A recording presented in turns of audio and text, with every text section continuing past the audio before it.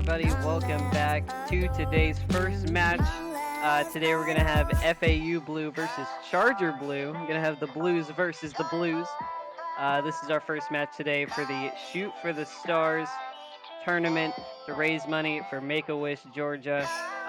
This is I think this is our second weekend here. We're trying to raise some money. We already got quite a few donations coming in, so we definitely want to thank you guys so much for bringing in that money for this amazing cause, Make-A-Wish, Georgia. They do some great work. And I also did want to give a big shout out to our sponsor for this event, Skulls. They do an amazing job, creating various gaming apparel, things like that, shirts, backpacks, things of that nature. So definitely make sure to go and give Skulls a look and check them out after you're done watching the stream. Obviously, we want you to stay the whole time, so you can't check out Skulls just yet. But today I am going to be joined by my fellow caster, Russ. Go ahead and say hi, Russ. Hello, Twitch. Good to see you. Welcome to the games. Can't wait to get right into this and watch all these awesome Overwatch games today. I'm pretty excited. Absolutely. It's going to be a fun time. Now, we did want to go ahead and read out a few of the donations that we got from last time. We did have a anonymous $100 donation from last time, which was amazing. But we have a few more. In Sanitizer with a $10 donation. They said they would donate for Word, an amazing cause. Then we got Joa with a $15 donation. Love you guys, especially Willis. Let's help those kids. Gamers unite for a great cause. And then we have a Zelox fan with a $5 donation. Thank you so much for that. And we got Kim and Mary with a $20 donation saying good luck, Jay Ready. So thank you guys so much for all the donations you've been throwing in there. And hopefully we can get a few more once we get into this game. Yeah, it's been really great seeing the support that we've had pouring out for this. And one thing I did want to just remind everybody spectating at home is that we got a couple donation perks as well too. So first off, a $75 individual donation. Anybody donates $75 while in the game, we will do our best. Lee and I will do our best ASMR voice for the next map, which is intriguing. I don't really know if I don't know how exactly I'm gonna nail that, but it could make for an interesting casting. I've always wanted to know how do you like channel excitement through an ASMR voice, but we'll find a way. We can make it work. For Make-A-Wish, we'll find a way. yeah. No, I'm definitely willing to give that one a try. But slightly more terrifying is if anybody is brave enough to donate $150 individual donation, we will do our best uwu voice. That really kind of scares me a little bit. In the words of Vegeta, they're speaking the language of the gods, and I'm kind of nervous there. But I'm definitely prepared to give that one a go. In addition to that, $250 raised during a single match. Chat will get to choose a forced hero for both teams, so one of the 6 heroes both teams will have to incorporate into their roster. $500 raised during a single match. Chat will get to pick the next map played, and $750, the true terror of this whole donation. Absolutely and chat is going to force the next map to be Paris. So I'd love to see that personally. I know probably our players wouldn't be too thrilled about it, but it would be nice for the spectators anyway. It definitely would be. Paris is not. I don't think anyone has ever said that their favorite map is Paris in the history of Overwatch. Yeah, I distinctly remember several games joining, quick play or whatever, and it's just you see it's in Paris, and it's immediately like such and such Like, left, such and such left, such and such left, like 10 different people leaving the map, Yeah. and I can't really blame them. But we can always force our players to play out, and if we feel like it, so. And that's what we need your donations for, to force these players to do things that they don't want to do. Exactly, Because at the end of the day, that's I mean, what we're here for. The money's going to Make-A-Wish Georgia and to put some competitive Overwatch players in a really uncomfortable situation. Really, that's just a win-win to me. So, I'd love to see any of those. Except for us, we don't win. Well, yeah, that's true. That's true. We don't win, but we're just lowly casters, and I don't know. I can kind of consider throwing woo voices. That's a little bit of a win. I don't know if it's necessarily a win. It's something, that's for sure.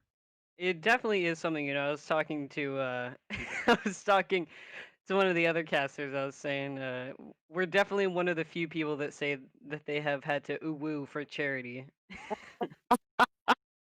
I really want to be able to say that. So, chat, make it happen.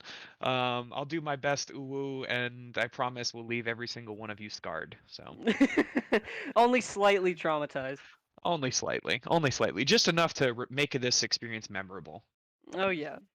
Yeah, so it looks like we're actually getting ready to jump into the first map. I think both teams have said that they are ready to get going. It looks like we're going to be heading to Busan here as our Ooh. first one. I don't know. I'm personally always a big fan of the control type maps. I think I played a lot of Team Fortress 2 back in the heyday, and I think it just really brings me back. And I think there's a lot of kind of interesting dynamic strategies that you can see when it comes down to just locking down this stationary point, which is kind of interesting. You'd think like with locking a stationary point like that, it'd be a little bit less dynamic, but I think teams can really kind of get into some interesting comps that maybe aren't as common for points that require a little bit more movement, you know? Oh yeah, absolutely. And especially this point definitely gets interesting because you've got like the high ground that's pretty much right above the point, and you got so many ways that you can come into this point and attack it. So it's definitely interesting to see, kind of which paths these teams like to take, especially considering the compositions that they choose. So this one's always a fun one to see. Speaking of compositions, it looks like we're just kind of launching into this right now. And coming in and representing the Charger Blue, we see the incorporation of the Sigma Hammond composition and throwing out the Torbjorn as well too, and kind of a little bit of a mirror composition coming from FAU Blue. A little bit of a late pick on some of the heroes though there. Oh, we got two Torbjorns, in fact. We got Emerald and Lamb both on the Torb. We already have a Lucio here on the point from FAU Blue. And it looks like we're going to have a little engagement here right on the stairs. Hammond trying to swing in there. Ice Manta trying to break up FAU Blue. Already going to get in there. Find a pick on the side of FAU Blue, taking out Halix. Going to be down that healer. Coming into this next fight, finding yet another one. And then still doing some cleanup. Cat is able to get that res there onto the Baptiste. But unfortunately, Halix is going to go down once again. And FAU Blue is going to take first cap. Man, they played very, very aggressively in that position. JZB was on top of Charger Blue the entire time, right at the very beginning of the fight, and then they had Lamb pushing up immediately. Torbjorn playing so very forward in that fight. Absolutely. It looks like we got a Torb out of position here. All the way over here, Emerald getting a little excited there, pushing that back. Lamb gonna give him the hammer, and we are gonna have another engagement here on the point. No picks yet, but there is quite a bit of a scrap here going on right now. Charger Blue trying to maintain a little bit of some high ground over here, but Lamb coming up from behind, doing a little bit of damage. They are able to separate that Sigma. Crimson gonna get taken out, and Kree gonna find two with the boops, actually. Sovereign and Halix both gonna go down to that Boostio there off onto the side. Yeah, I think actually it looks like based off of chat what we're seeing, it looks like Lamb and Emerald had a little bit of a Torbjorn duel kind of there off the bit, which, and this is all for fun. Let's go ahead and see that kind of stuff pop up, but man, that double boot from El Kree was absolutely critical to securing that fight there. Oh yeah, and then Emerald already going in, knocking out JZB early. Gonna be down that tank. It sounds like we do have a Molten Core over here on the side. Emerald kind of soloing a little bit over here, finding Lamb. And there's gonna be the Deadeye coming in. Gonna go ahead and find one, taking out Sovereign. Cat is able to get that res onto Sovereign though. Emerald finding one as well. Still having some bit of a fight here. Gonna have some mines on point from JZB, trying to do that area denial. And he's gonna find two. Really going in there trying to hold this point. But there is still pretty even numbers here from both teams, FAU and Charger Blue. Both just trying to get any picks that they can going into overtime now. This has probably been one of the most kind of uncoordinated and bizarre games that I've seen thus far. I mean, both teams are... The double Deadeye from Sovereign! Oh my gosh! The save right there! Absolutely insane Deadeye right there, saving that point, finally getting Charger Blue on the board. FAU able to get up to 99. I didn't think they were going to be able to take that point, but that absolutely excellent boot up by Ice Manta and immediately into the Deadeye by Sovereign pretty much guaranteed them that fight. But this is just that it's been a kind of chaotic, disorganized, but lovable mess. And I don't really know if either teams are just... Are they just trying to meme on each other, or what is going on at this point? This is it kind of devolved somewhere in the middle there, but there's going to be a push coming in from FAU. Unfortunately, they really aren't able to get in there. They were able to get JZB rolling onto that point for going for a little bit of a back cap, but Charger Blue is able to shut that down pretty quickly, and they're up to 50% capture now, catching up. FAU Blue has some serious ult to work with coming into this next push. They're really going to have a lot of options on their table, and it'll be pretty difficult here. I think this is going to be a hard charge for Charger Blue to make work. Oh, there's another Deadeye and the Graphitic Flux. Apple able to find that pick with the Deadeye, and then the Sigma getting one as well with that Graphitic Flux. Sovereign going down, Ice Manta tossing out those mines on point, taking out a healer, still having a bit of a Hammond versus Hammond battle going on right. Oh, Emerald! Emerald with a punch right there, coming out of nowhere with a steel chair, finding that Sigma. Halleck's able to get back in there and find two, saving that point once again with some clutch picks there. And that was absolutely critical. FAU Blue had to go through so many ults. They burned 3 just to try and get that point. They were able to take it, but they weren't able to lock it down and control it. And I mean, now we're looking at what's probably going to be a 99% split here. And now the advantage is clearly on the side of Charger Blue here. Oh yeah, now that Charger Blue is in there, they're going to be hesitant to let that go. Emerald already taking out Apple, getting a bit of a stagger there.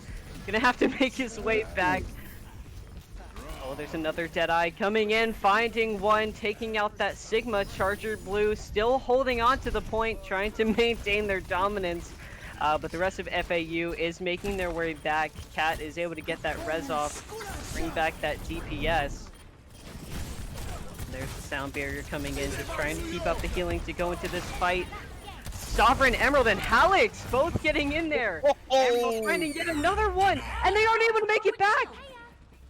Man, that was an extremely protracted fight at the end there. Lots of ults coming out left and right. I really think at the end, the only thing that really guaranteed that fight there for Charger Blue was going to be that amplification matrix. They popped that on point. It gave them so much room. Meanwhile, Kudere kind of typing up in the chat, hope we're enjoying the meme content. And personally, I don't know, I'm just absolutely along for this ride. This has been an interesting game to say the least. I don't really know what to make of it.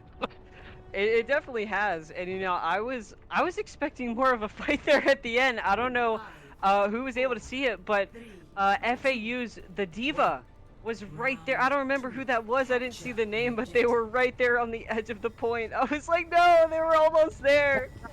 Yeah, and unfortunately, their Lucio had just backed out just a little bit, wasn't able to touch either. So there was nothing they could do to keep it going. Oh my gosh, the swing in there, Ice Manta. Ice Manta's gonna get a little bullied there off on the side. But Emerald just going in here, holy cow. Emerald finding 2 right there. Oh, did it make it 3? Oh my gosh. Emerald is just tearing into the flank here. Really, this is, I mean, we had Ice Manta just came in, just kind of opened up the point, and Emerald did such a good job of capitalizing off of that and following up on it. Oh my gosh! Oh my gosh, someone... Oh, the sleep! The sleep coming in, shutting down Emerald finally. Oh my gosh, someone had to stop him. Emerald was just absolutely on a tear there, and you can see already Emerald does have Pulse Bomb popping up as well, really doing some serious damage in the flank, and Ice Manta is just doing everything he can to set that up for him. Oh my gosh! Oh my god! The Pulse Bomb from Emerald!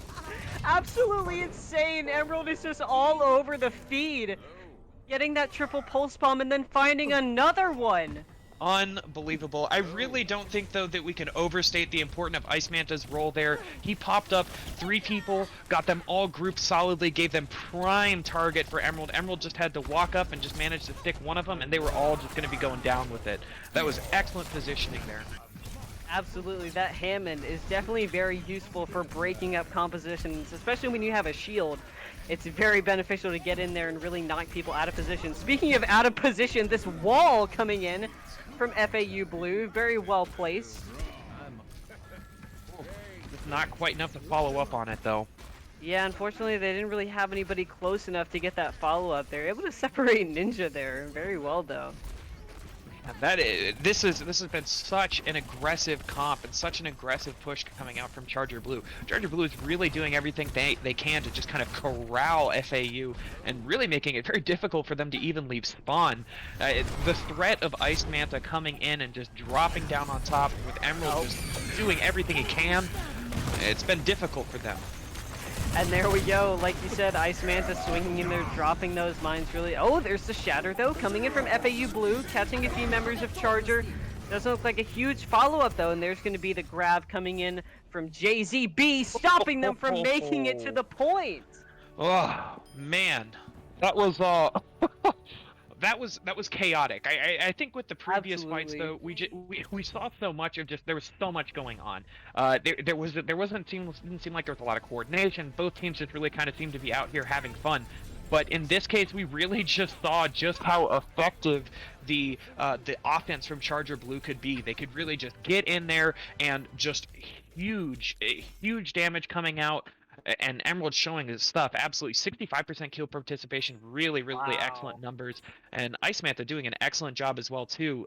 There was some really impressive team play that was coming out there from Charger Blue. I was really surprised by that compared to what was the relative chaos of the previous map. That was Yeah. kind of shocking.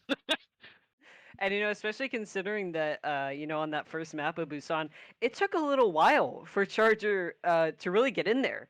We Yeah. were seeing FAU hold for a really long time. They were able to get up to like 99% before Charger Blue was really even able to get in there.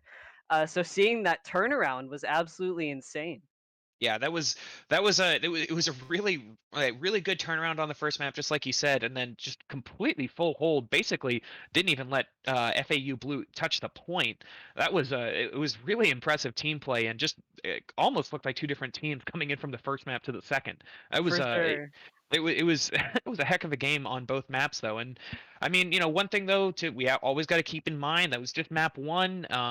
It could have been. I don't know if Charger Blue picked that map, so that might have been something that they were just very comfortable on.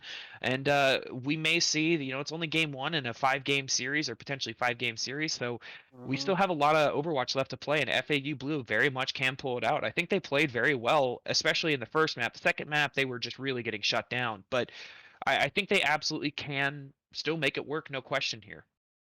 Absolutely. There's definitely always hope to come back from that. Cause like you said, this is just map one.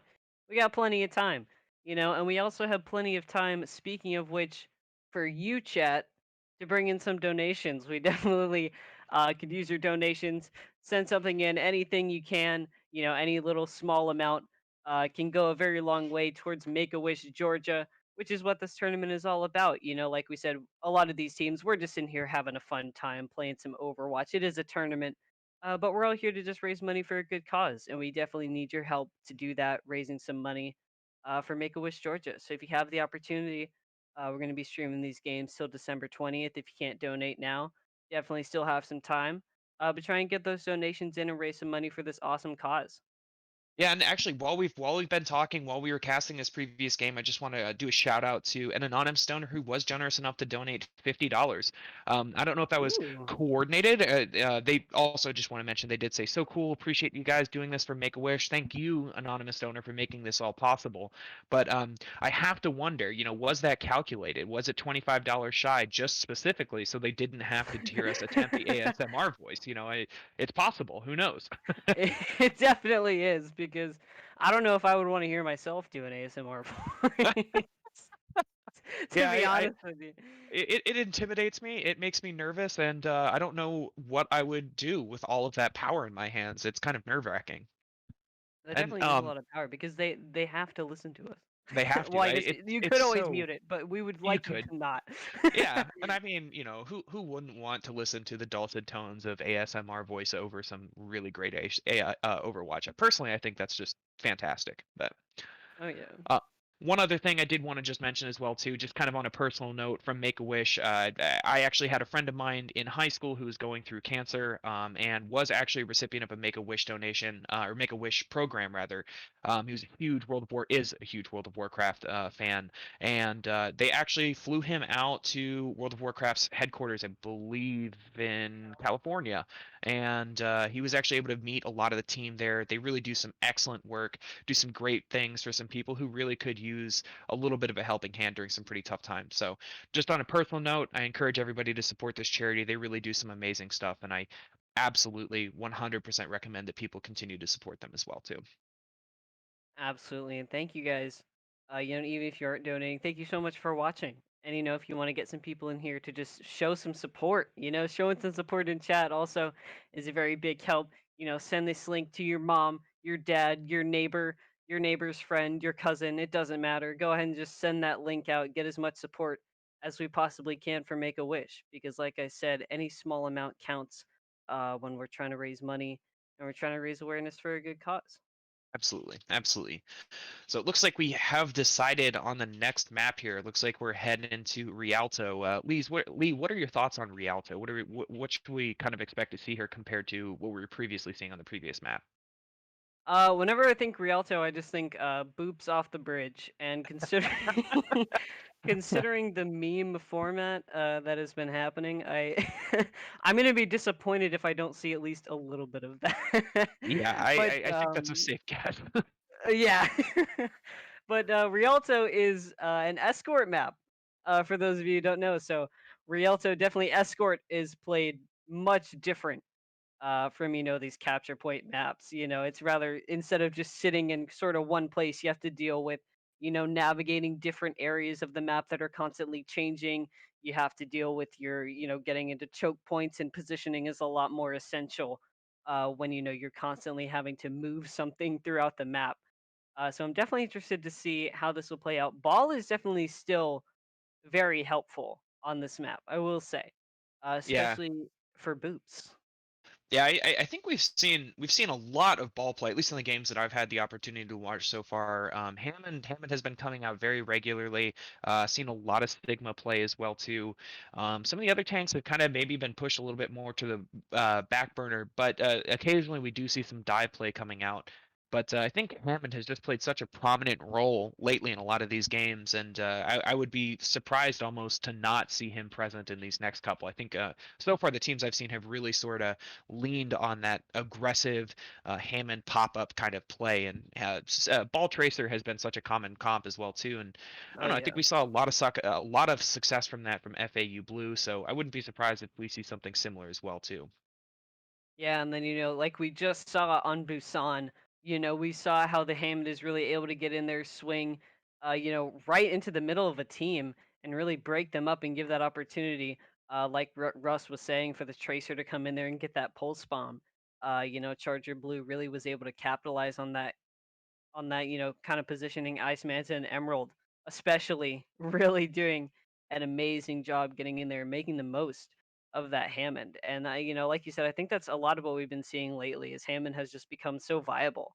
And then especially when you're running, like you're running a double shield composition or pretty much any composition where the team is really required to stay in a group. It's very good for breaking that up. Absolutely. And I think we're probably that's going to be kind of the crux of what FAU Blue is going to have to start trying to do to really have some success on this map is they've really got to make sure that Charger Blue is not able to get the utility off of that dive, assuming they run that of course as well too. But it seems like they just had some Charger Blue had some really clean engagements. They just really set up the situation for them well so that the fight was kind of almost predetermined to go well in their favor. So I think FAU Blue really needs to do what they can here to make that situation as favorable in their end, which I think largely boils down to shutting down any sort of like early aggression that they're seeing and making sure that they kind of have the upper hand going into the next fight by negating that early aggression. Absolutely. And it looks like we are going to be starting here soon. I think both teams have already given the go ahead.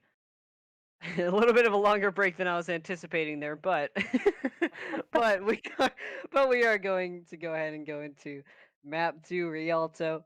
And definitely keep in mind that if you haven't been watching, currently Charger Blue is up 1-0 in this series, but it is a first to three, best of five. So there definitely is still some hope for FAU to come back. Yeah, and I mean, still very early in the series, and something else as well too. Remember that we are in a double elimination tournament, so Hmm. if teams are eliminated initially, they will be knocked down into what we've been calling the redemption bracket, where they can still very much make it to the end of their bracket and make it to finals there. So. A loss is by no means a guarantee that you're not going to see them let in the tournament anymore.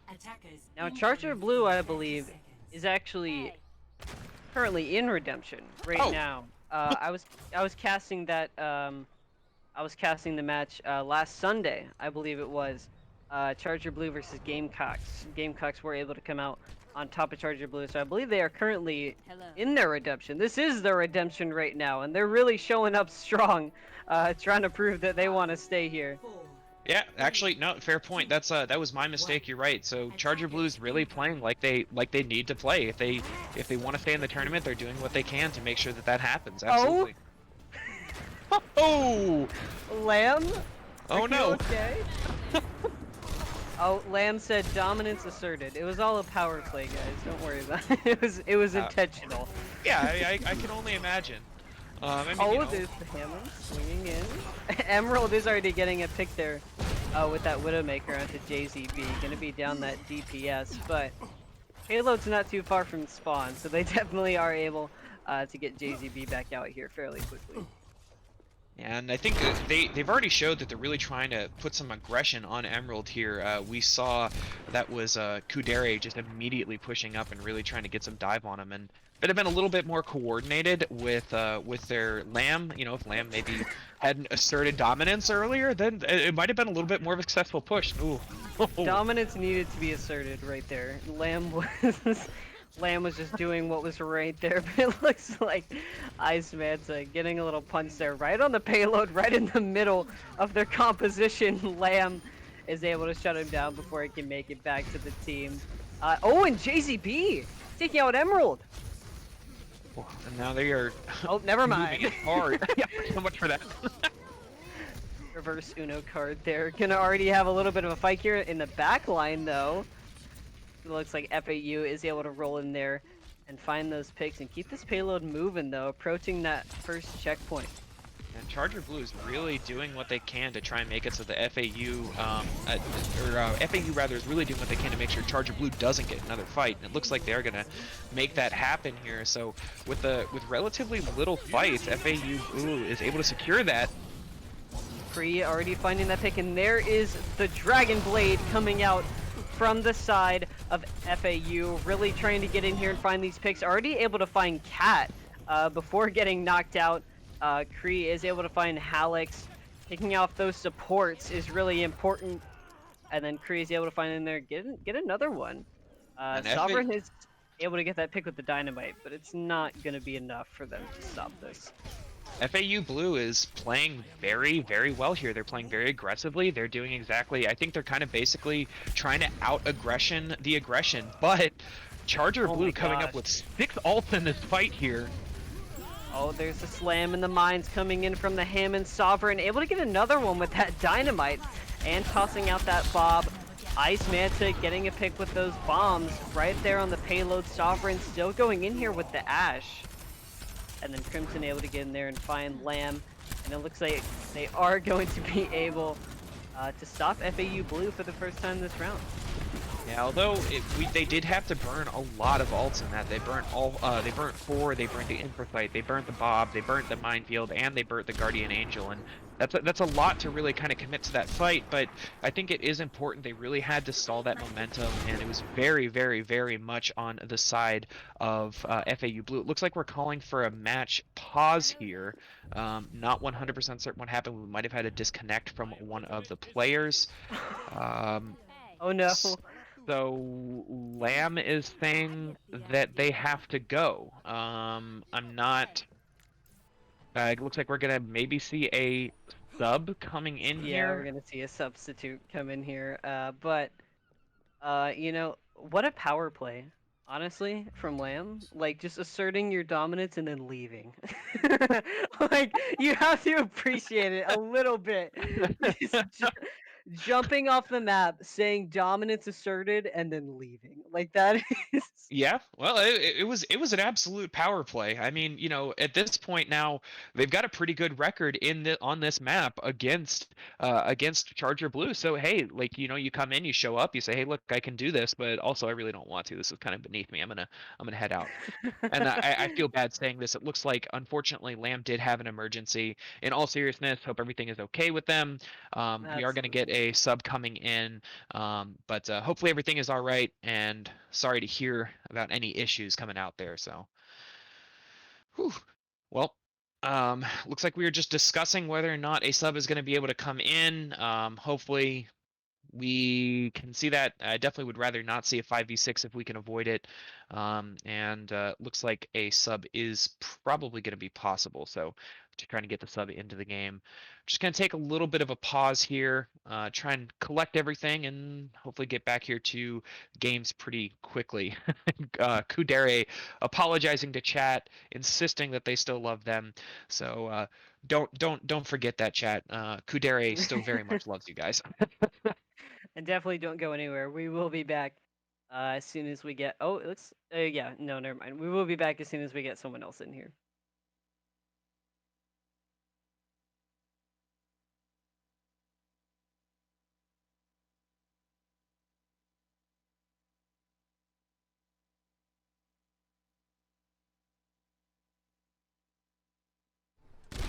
All right, looks like that might have actually been a little bit shorter than I think we were anticipating, but we now do have Arianda's back in subbing for Lamb, and we are back at it.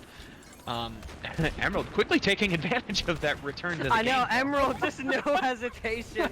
Just already just relentless right now. Oh, but gonna get that pick onto Sovereign, and then Ice Manta gonna swing in there and find that monkey. Cat is once again though gonna find that res. Cat has been very on point with these reses, by the way. Oh yeah, pretty much. It seems like every time an early fight pick, or even mid-fight pick comes in, it's almost immediately counteracted. Been very good about popping those and making sure their team is still in the fight. There's the Diva Bomb coming in from FAU. Unfortunately, not able to pick anything up, but the return of the mech from Kree was able to kill Emerald. I had to double check that. I was like, did I see that right? But Crimson still coming in here, being absolutely relentless with that graphitic flux. Able to find JZP, and it looks like Emerald is bouncing right back, picking off C and Charger Blue, looking to stop FAU once again. Oh, but we are having some Widow plays up here from the top, finding two, Hallex and Emerald. From the high ground, going up from behind, Sovereign is trying to stop him, but he gets him with the punch. Still alive, someone stop it, please. Cat is able to get in there. Finally stop him and get the res, doing it in style, but oh my gosh, I was not expecting that at all. Not at all. That was absolutely huge. I mean, to go that far behind and act darn near like a dive DPS, and meanwhile though, Sovereign just absolutely answering back saying that rest was worth it. Oh my gosh, finding 3. That damage boosted Ashe is really something, especially when you get right here. You know, I thought that was going to be an opportunity. Oh my gosh. It looks like I was going to say they lost their opportunity, but trying to give them another one, finding 2. Once again, Sovereign is going to go down, but once again, Cat is there to say no thank you. We're keeping the Ashe. Oh man, yeah, Kudere has really done an excellent job here of like making this DPS work and really kind of putting himself in a position that makes it possible. But it's going to be a really difficult push here on this last bit. We'll need to see Rally coming in, especially with all the ult coming out here. 2 healer ults coming out the window from Baptiste, as well as the Coalescence. But it looks like Emerald and Ice Manta. Gonna be 2 picks from either team. Cat is gonna get the res on Hallex though. Crimson popping that graphitic plus, and Sovereign with the Bob finding 2. 3 picks there with the ultimates, and then we are gonna see that Kudere is still trying to stay alive there with that DPS, just aggressive Widowmaker. And it looks like Charger Blue is going to be able to stop FAU about halfway through that second area. And aggressive Widowmaker is right. Kudere just, I mean, basically playing Widow like a dive DPS, just absolutely behind position constantly. I mean, that was really impressive, managing to take out 3 heroes from Charger Blue, and still Hmm. managing to, I mean, of course, the res countered some of that utility or some of that value coming out of that, but still, that was for a Widow to take those kind of duels in the back line. That's extremely risky, and actually did them some pretty good. I Paying was off. impressed with that push. Yeah, absolutely. But this has kind of become a little bit of a duel of widows here. Kind of interesting seeing them really trade off here. Both of them really showing pretty dominant performances on that last portion of the map. Absolutely. I was definitely, Kudere was able to get in there and find those 3 picks, and it looked like FAU was actually able to really stand on the payload, and they were looking like they were about to make that move, but then Sovereign just coming out of nowhere. Oh man. They really got that window to move in. They looked like they were going to capitalize, but Sovereign said, "No, thank you. This is our payload. You can go now," and just found 3 for himself, and did a very good job holding down the fort while the rest of the team was coming back from spawn. Yeah, that was Sovereign had some really excellent play there. Like you were saying, that damage boosted Ash can be very scary with the right positioning and the right head clicking ability. It was a very intense fight and really well done by Sovereign there to kind of guarantee that fight went in their favor. Yeah, and we are going to go ahead and see Kree getting that knockoff. Crimson going off the bridge. I said that was what I wanted to see, and they gave it to me. Sovereign is also coming in here and finding C. And it looks like we're just going to have 1 pick from either team, but Kudere said, no, I'm taking out Sovereign. Taking out the other DPS. And then once again, Cat says no. JZB is going to find Emerald, though. Having some pretty even trades right now, just as we move into this choke point. Crimson getting into a little bit of trouble versus that Mei.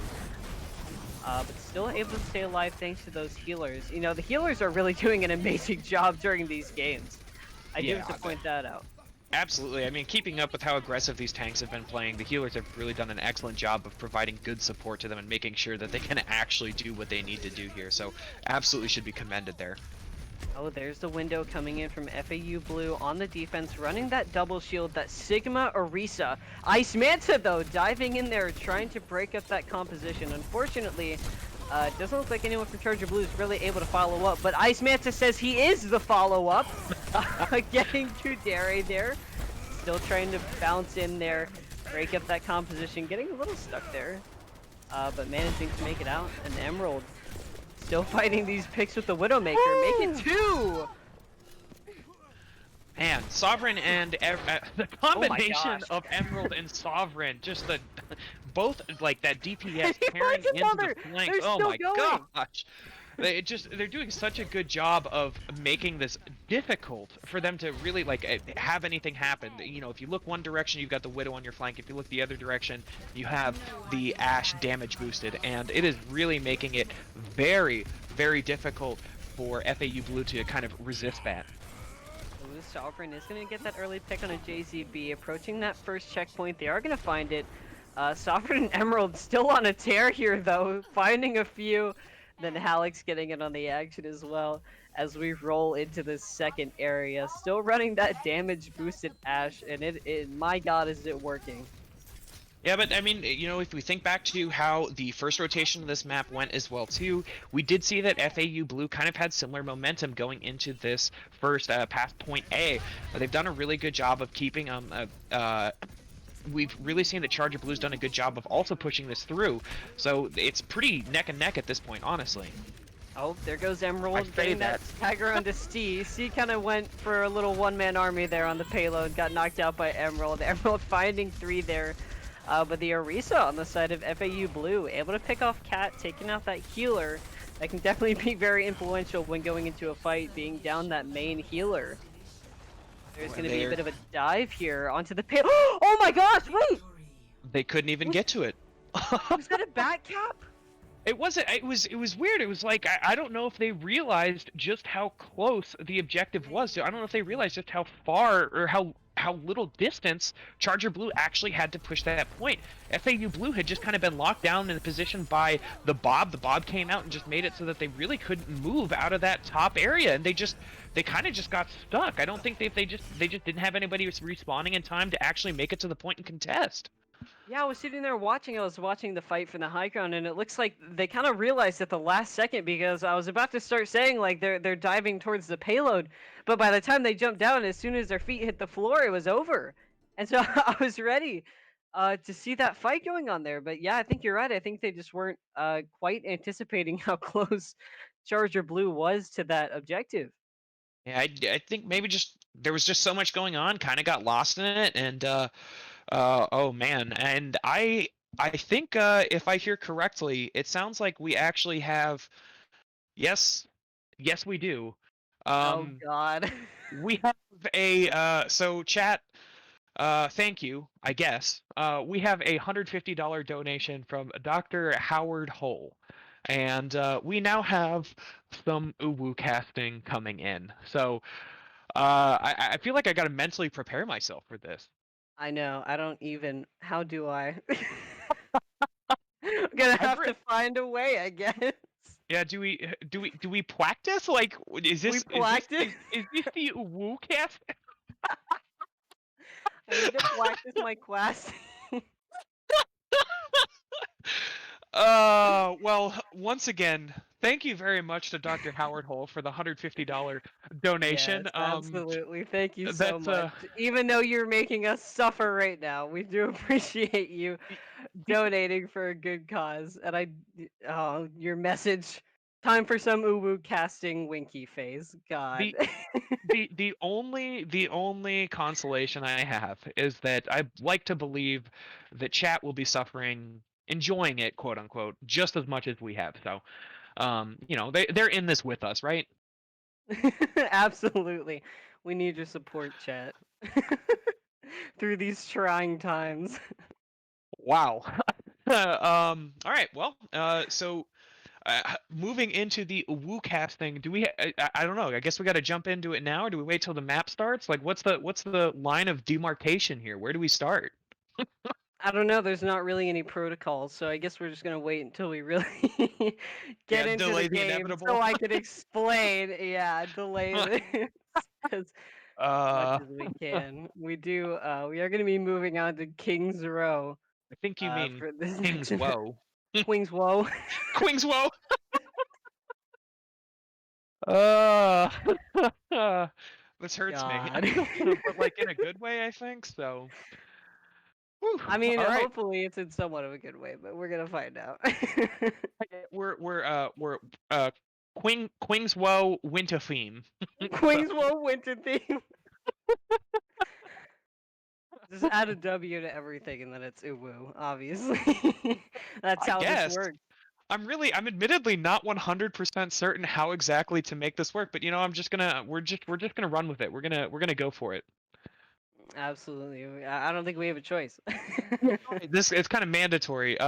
So all I can say is, chat, if you're listening, we've already received a $150 donation from one person. I'd love to see some more donations rolling in. Let's really keep this running. If we're out here running some uwu voices casting, I'd love to see some people making some donations toward this. And with that, I guess we got to start now. We are entering the game. And to win the game.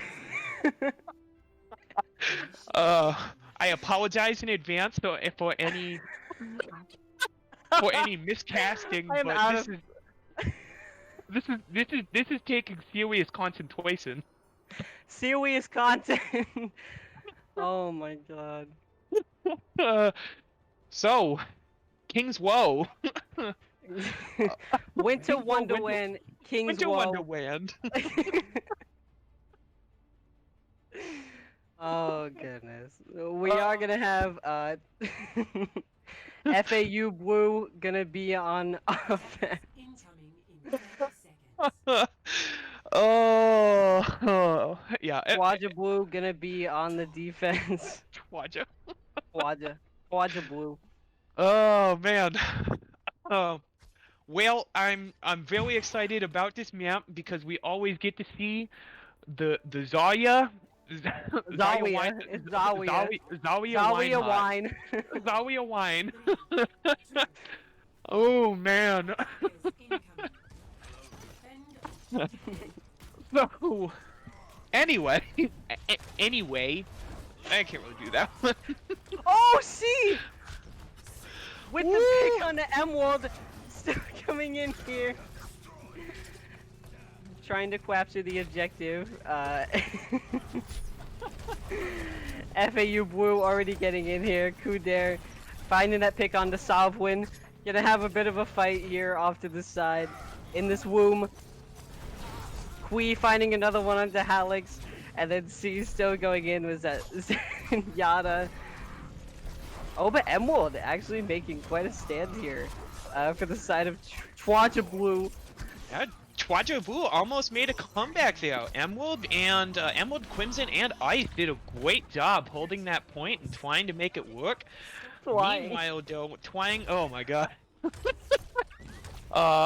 Meanwhile, though, that was a really nice push from FAU. Really well done. Oh, whoa. He did that. Woo.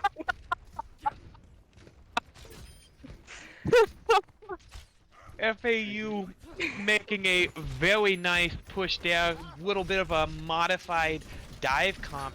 Very well done. Oh, Sovwin finding this apple. Sovwin's name is very easy to say. Nano Oh, Blade. gonna have the Dragon Blade! The Dragon Blade coming in! Not really gonna find much. But they are going to stop FAU Blue right there, stopping the payload before it can get too far. Meanwhile, though, CU Can Jose so far behind enemy lines, trying to get out. Why? Can't quite make it, though. Whimsin finding C right there. Oh Are my you gonna God. have another engagement right there? There's another Dragon Blade coming in as well as the Guav! Gonna catch a few with the combo! Oh! Combo with the Hanzo! Gonna be coming in there, but it looks like FAU Blue still pushing up. JCB finding 2 picks. Oh my gosh.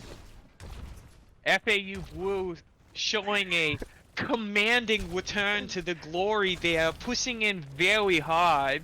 Very hard.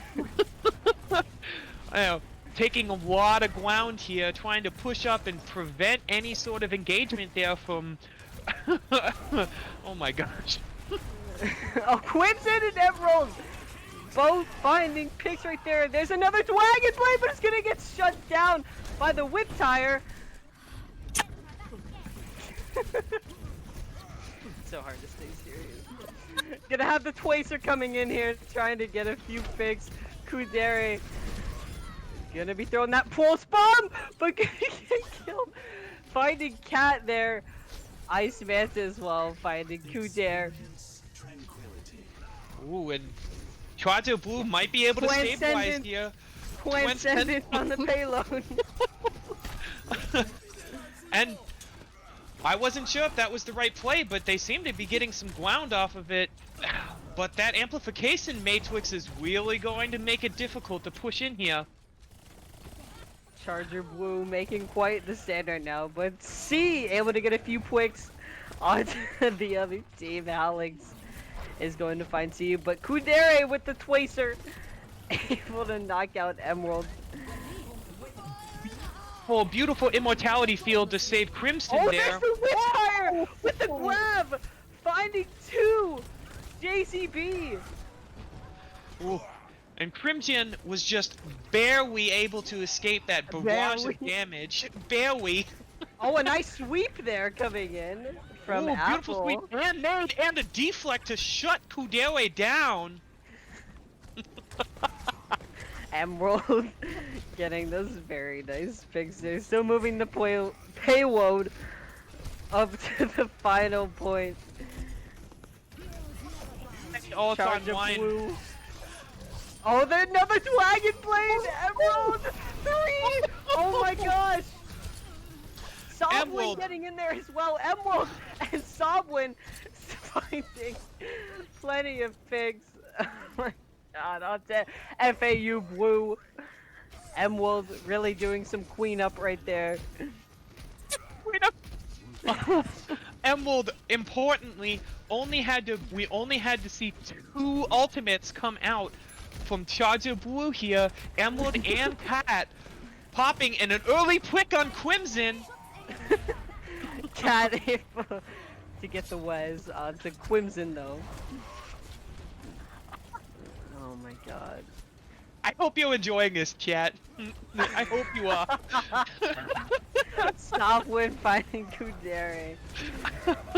Oh my god. Oh, there's the Schwatter. Shouter? How do you say that? Sweater? Sweater?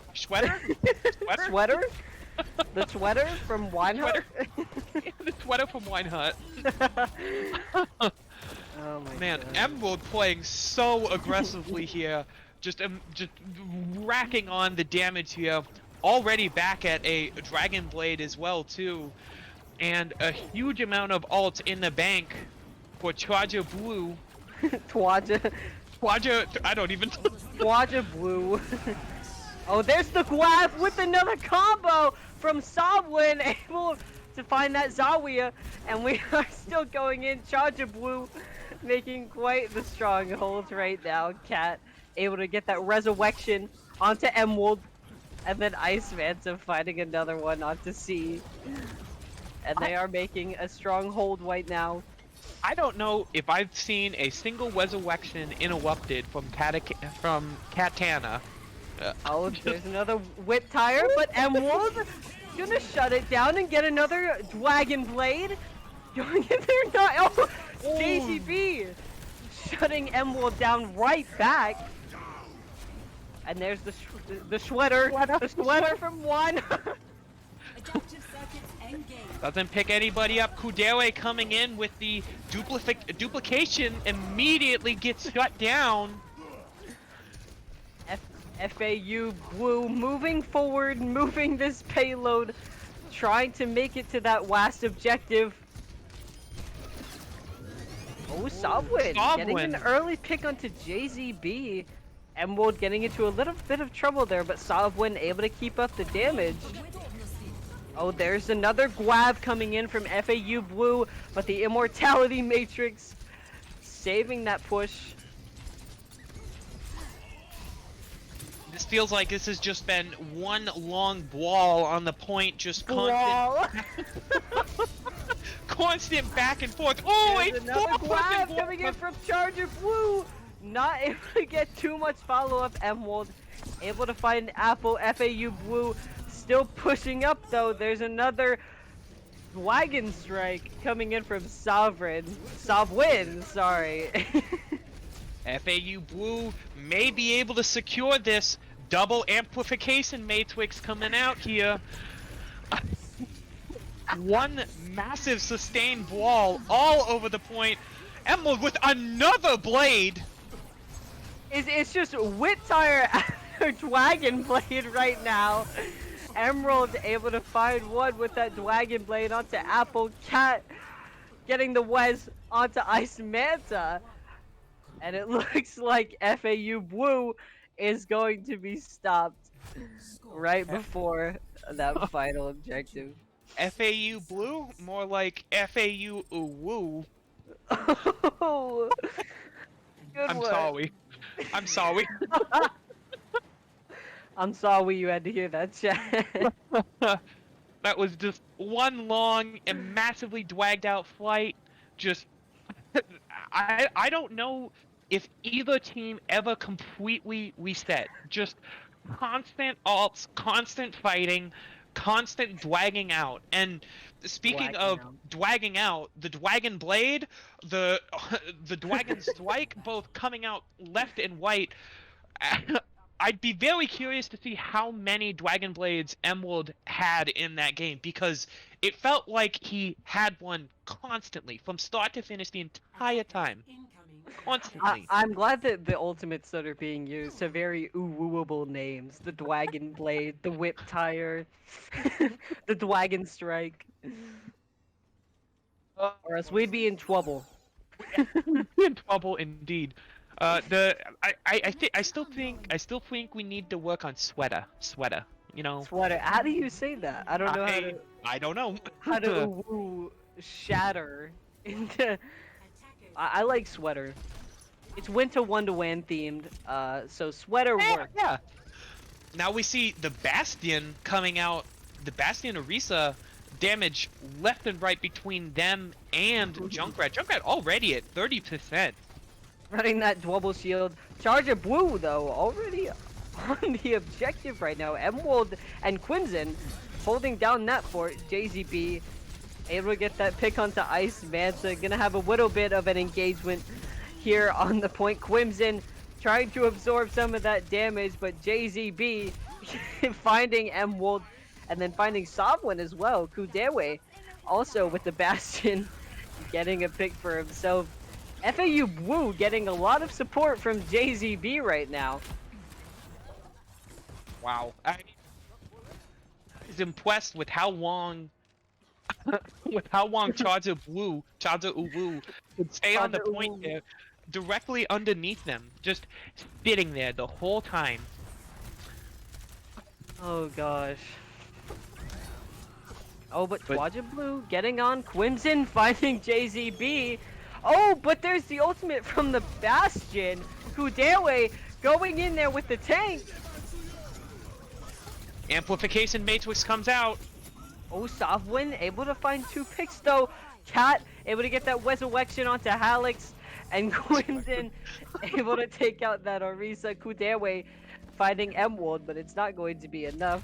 And it looks like Charger Blue is going to move into the escort portion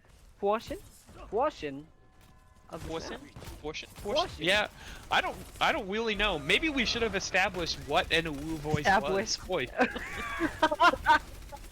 I don't think we established that. I think we just said add a woo and is good.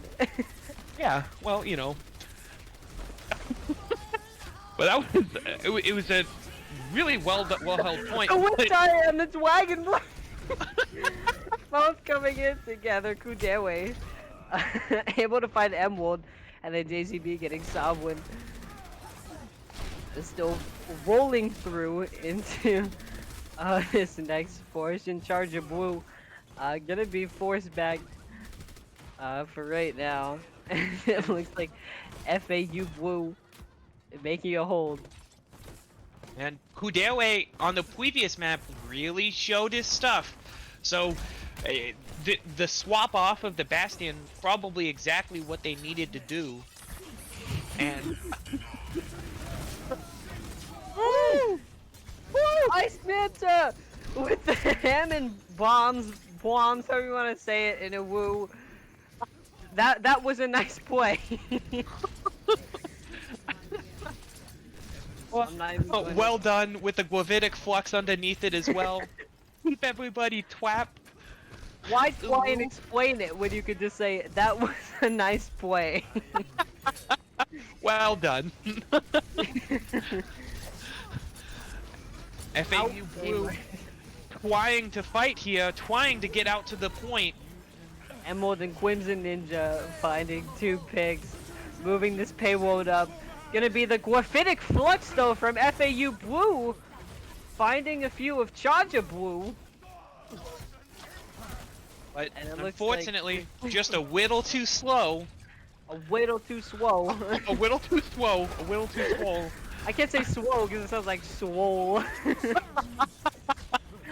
That Sigma is swole. Quinton swole. And now, Charger Blue with all 6 ultimates coming online here, trying to push in. This is going to be a hard hold for FAU Blue here. Quinton and Emerald already going in, getting some early picks, and there's the Amplification Matrix with the combo! The Dragon Strike and the Dragon Blade! Emerald! Going in here, and there's the Whip Tire also with coming in. quiet So trying much to save them going on. time. Oh, but Oh, Crimson Blue, Charger Blue is able to match that. I'm officially counting that as over. I'm going to talk in a normal voice now. I think As that's as soon as good a they place make it, as it's any. over. Game said it's over. Map's done. We can go back to speaking like normal, sane Officially human beings. completed. Now we just need to be really serious. All right, so it looks like Charger Blue is able to get in there and really get those final influential picks, Emerald especially, going in there with the Dragon Blade, and then Crimson as well with the Sigma, able to get some really nice picks there that were really influential in pushing Charger Blue up to that final checkpoint and matching FAU and winning this series 3-0.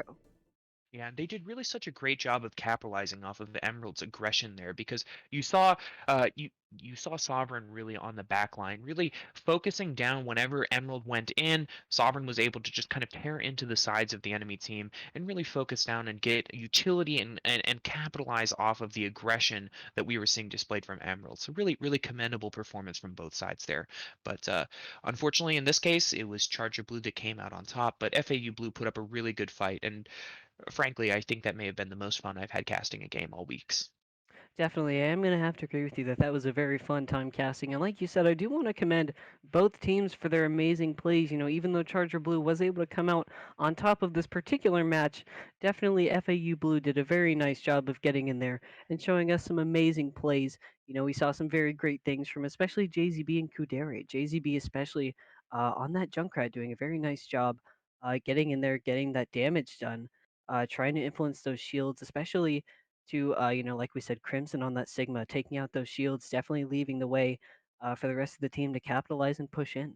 And so, very nice job to FAU Blue and Charger Blue. But it looks like we are going to have a Widowmaker 1v1, according to the boss man. And so, I think I'm trying so hard not to laugh. Okay. All right, I'm going to talk like normal now. But we are going to do a Widowmaker 1v1. I'm not sure who exactly is going to be coming in here for this. I assume it's like Emerald and Kudere, I would think. Yeah, I think that's what we're seeing. It looks like they might even be trying to coordinate skins, possibly representing their chosen Overwatch League teams. So Yeah. I'll be interested to see how this Everybody goes. is currently either leaving or being moved to spectator for this next match. You guys can't see the chat, but during like that entire round on I almost said Rialto. On Rialto, we we saw a lot of, some Widowmaker, kind of beef going on. Is really the battle of the Widowmakers going on Rialto from both of them. So I think we're gonna beef this out real quick on stream and see who comes out on top. Again, I'm pretty sure. Yeah, Kudari and Emerald from Charger Blue and FAU Blue. Kudari on FAU and Emerald on Charger. Who do Russ? Who do you think is gonna come out on top of this one? You know, this is really hard to say. I think Kudere just played so aggressive, and I was really impressed with how aggressive they could play and still manage to make the plays work. So I think it really depends. You know, maybe in a one-on-one like long distance sightline type situation, we might see Emerald pop off and really kind of capitalize. But if Kudere can perform as consistently well in those close range situations as they were on on I believe it was, yeah, on Rialto, eh, Kudere I think has a Rialto. really no, I refuse. I I refuse. You can't dissuade me. It's Oh my insidious. god. It's crept into my mind. It won't escape. I know But after that entire round. It's just one round, but God. All right, continue. I'm sorry. no, that was pretty much the end of the thoughts there. I think Kudere has a good chance if they can kind of close the distance. Emerald definitely. I mean, they were both playing really well, and I think in the one-on-one duels, I think Emerald was coming out a little bit more on top.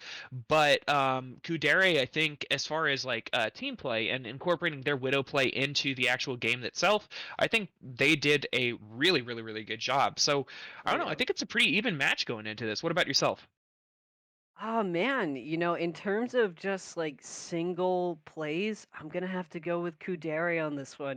We just saw so many of that one-man army Widowmaker, especially on Rialto, just like going, into the back line and just finding, like two or three picks all on his own. So I definitely think that I'm gonna have to go with Kudere just right now. But like you're saying, we did see some very nice plays out of Emerald as well, and so it's definitely possible that this could be a good match.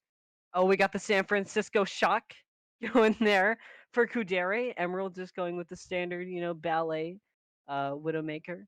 Looks like Emerald's going to be trying to take this high ground right now. And there's Kudere going up for the swing. Going to be a They missed were shot really from going for Emerald. those aggressive plays there, just trying to immediately peek up and do Oh, a quick yeah. quick little grapple swing. I'd love to see one or two of those pop out in this game.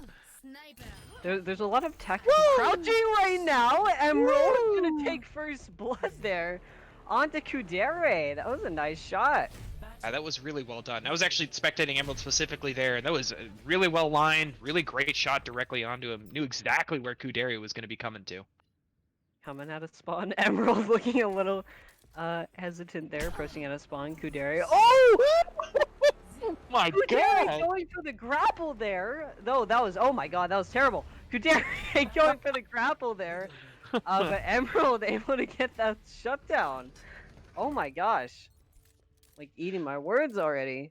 Damn. Yeah, I think ultimately what we were seeing is that Kudere, I mean, woo, a little bit of early kind of damage onto Emerald there, but Kudere still needs to finish this off here. Gonna make things a little bit easier anyway. Kudere kind of going for the edge of the map more often than not, whereas Emerald is kind of trying to stay toward that other side and trying to maintain the high ground. Getting a little close here. Emerald zooming up to that high ground and going for another shot. Gosh. Oh Wow. my gosh. Emerald just going ham right now. Yeah, this is Kudere is really getting shut down by Emerald here. Real. Oh! Oh my gosh, as soon as you said that. Answering Kudere shot. Streamer right out curse of here. spawn. I know. You always have to be careful what you say when you're like casting this stuff because it's like Overwatch happens so fast, 1 second Yeah. you're like in the middle of explaining something and then all of a sudden it's like, nope, you're wrong. Shut up. Looks like Emerald is heading towards the edge of the map this time instead though with Kudere. Kind of chilling by that room in the back by the stairs. Like Emerald might have seen Kudere, kind of spotted him out a little bit. There's a lot of Woo! tactical Very crouching close.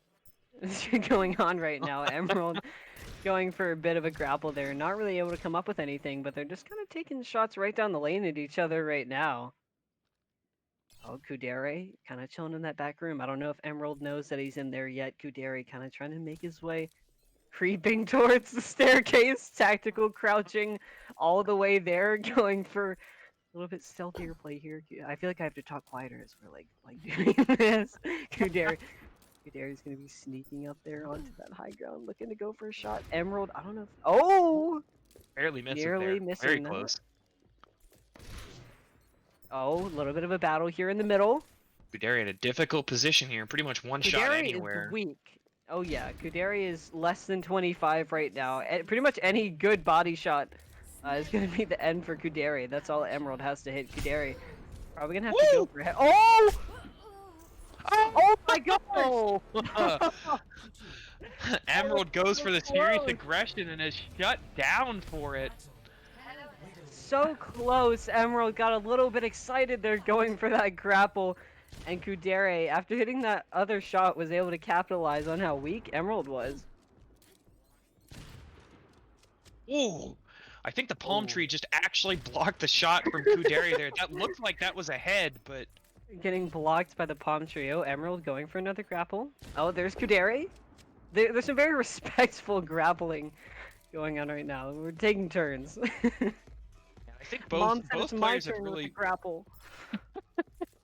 I think both players have also really kind of started to respect each other as well too. Kind of realizing that peeking for both of them might be a death sentence here, so trying to play a little bit safer in a lot of cases.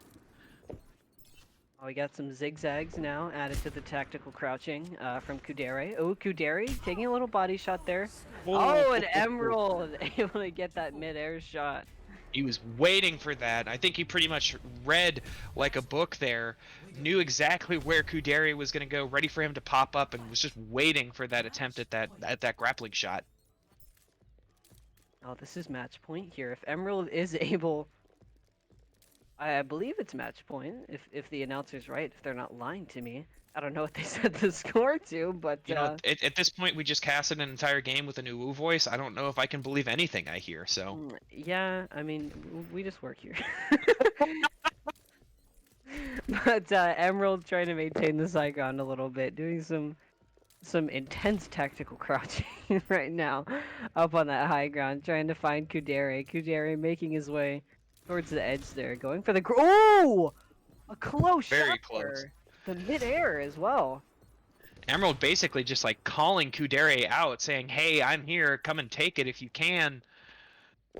Kudere seems to be a little bit of trash talking in game. Kudere, you guys can't see it, but Kudere went in chat. He said, "Hey yo, chill."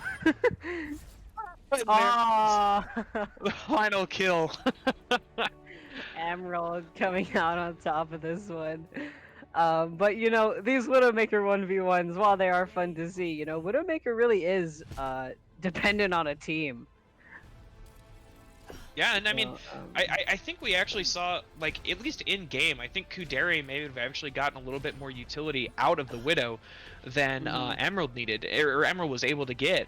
And I mean, ultimately, like when it comes down to these 1v1s, like you were saying, you kind of need a team to really have the Widow shine. And I think I think we saw Kudere's team.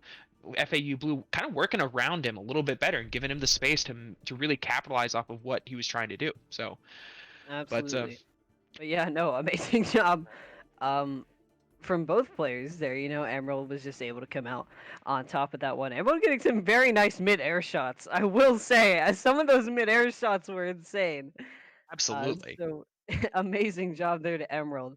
And you know, this was kind of building up during those matches. They were kind of saying stuff in chat. Nothing like toxic or anything, but they were Not at you know, all. saying like 1v1 me and and I think it does come from a mutual respect of each other. They, you know, they acknowledge each other's skill, and I think that's, you know, a very nice thing.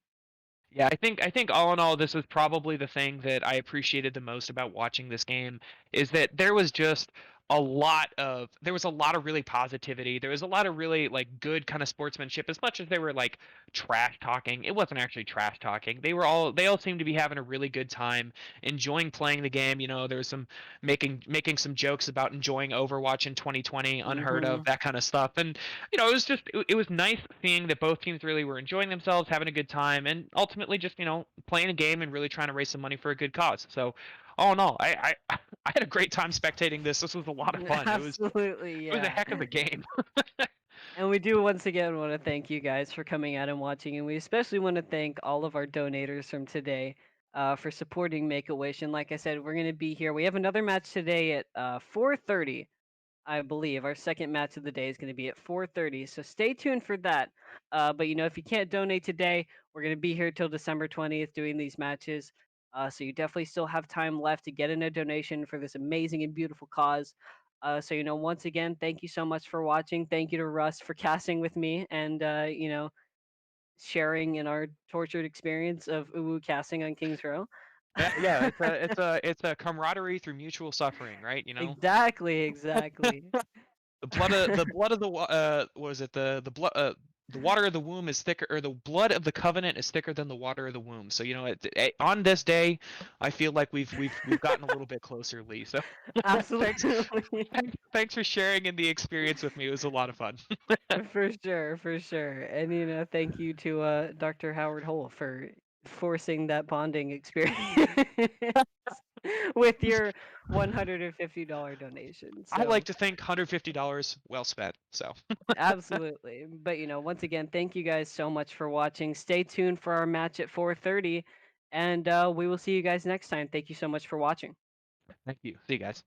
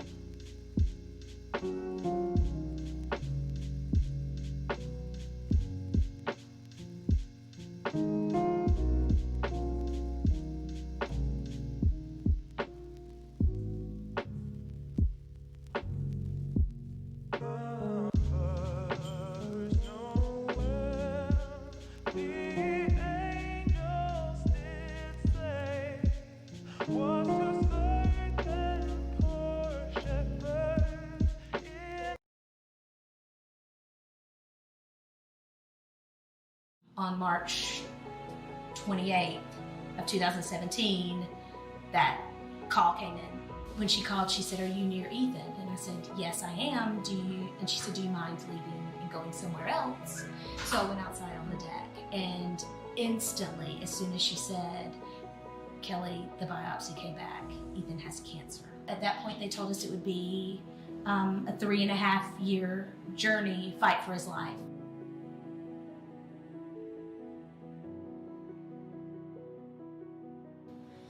The hardest part of treatment, it was probably all of the side effects I had to go through. I got like nausea, I lost my feelings in my hands and feet, I gained a lot of weight. The protocol has been in my mind. I wanted to make it like forever. And then when Make-A-Wish came, I finally got that chance to make protocol. The next phase of your wish coming true, Ethan, is that in the last weekend of January, there's this cool festival called the Game Jam, right? And have you ever seen this Shark Tank? It kind of sounded like that. So these teams are going to compete to prototype a starter version of your game, and then they're going to pitch it to you, so you get to kind of pick which one you like. So then if you get led by a friend, go to a zone to unlock one of your abilities, which that represents that in your cancer journey, you cannot ever fight alone. You need help with your friends and family, and nurses and oncologists to help you out.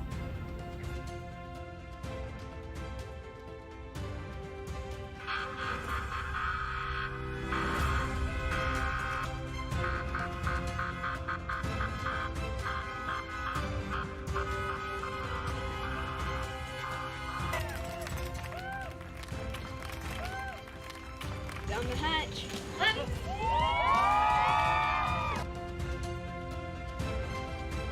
game is called Protocol, and it has been an absolute joy to work on it for you. We're at a point that we can deliver it to you and that you can play it tonight. We've taken Ethan's art and turned it into a three-dimensional third-person parkour game. The whole underlying premise of the game has to do with getting support from people around you and drawing power from those that are there to help you. And I was able to build on that thought when I was able to get that wish granted. And so it was amazing. Thank you, Make-A-Wish Georgia.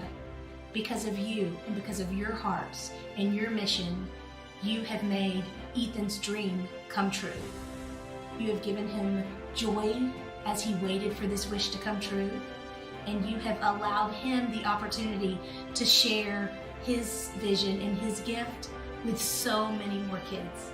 And we could not have done it, and he could not have done it without you.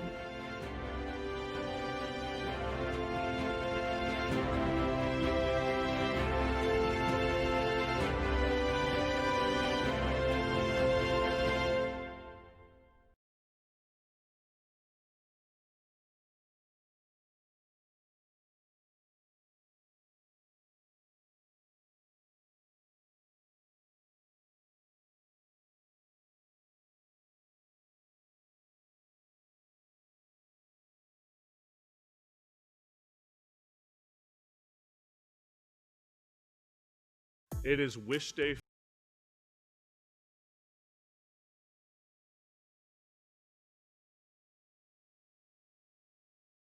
It is Wish Day finally for NBA 2K and Make-A-Wish. We're here at the motion capture facility in Petaluma. William Floyd's wish is going to come true today. We're so excited to have him. Our entire staff is being geeked out. We're going to put him in the mocap suit and we're going to put him into the game. We can't wait to get started. The first step is getting the NBA player treatment. He is getting scanned in the Pixel Gun rig. It's part of the process of getting in the game. We went in there and I looked at the different cameras and I did different poses, different smiles, faces, took a picture with Ronnie and family pictures.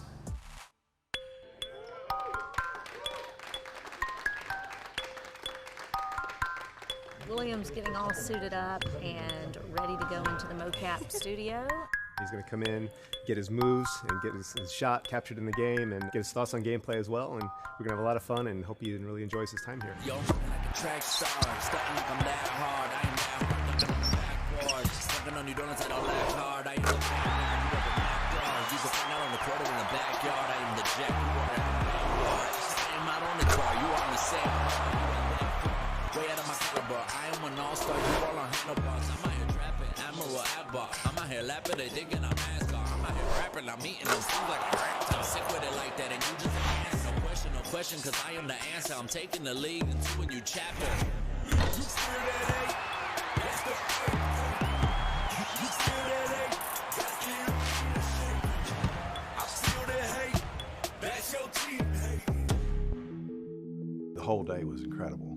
When we sat down in a meeting and William got to express like all of his ideas for the next 2K. I'm glad that I was able to share ideas for what I think should be improved, but for what other people too think as well. He really got to learn a lot and share like what his opinion is, and we like learned everything about 2K. Like William got to create his own player. To watch the look on William's face throughout the day-to-day, just to see the awe and the wonder and the happiness in his face as he has gotten to do everything that he's ever dreamed of, gotten to meet the people he's always dreamed of. It has been a once-in-a-lifetime experience. He loves 2K and he's been talking about it for quite some time now. It was really the best experience he could have ever wished for.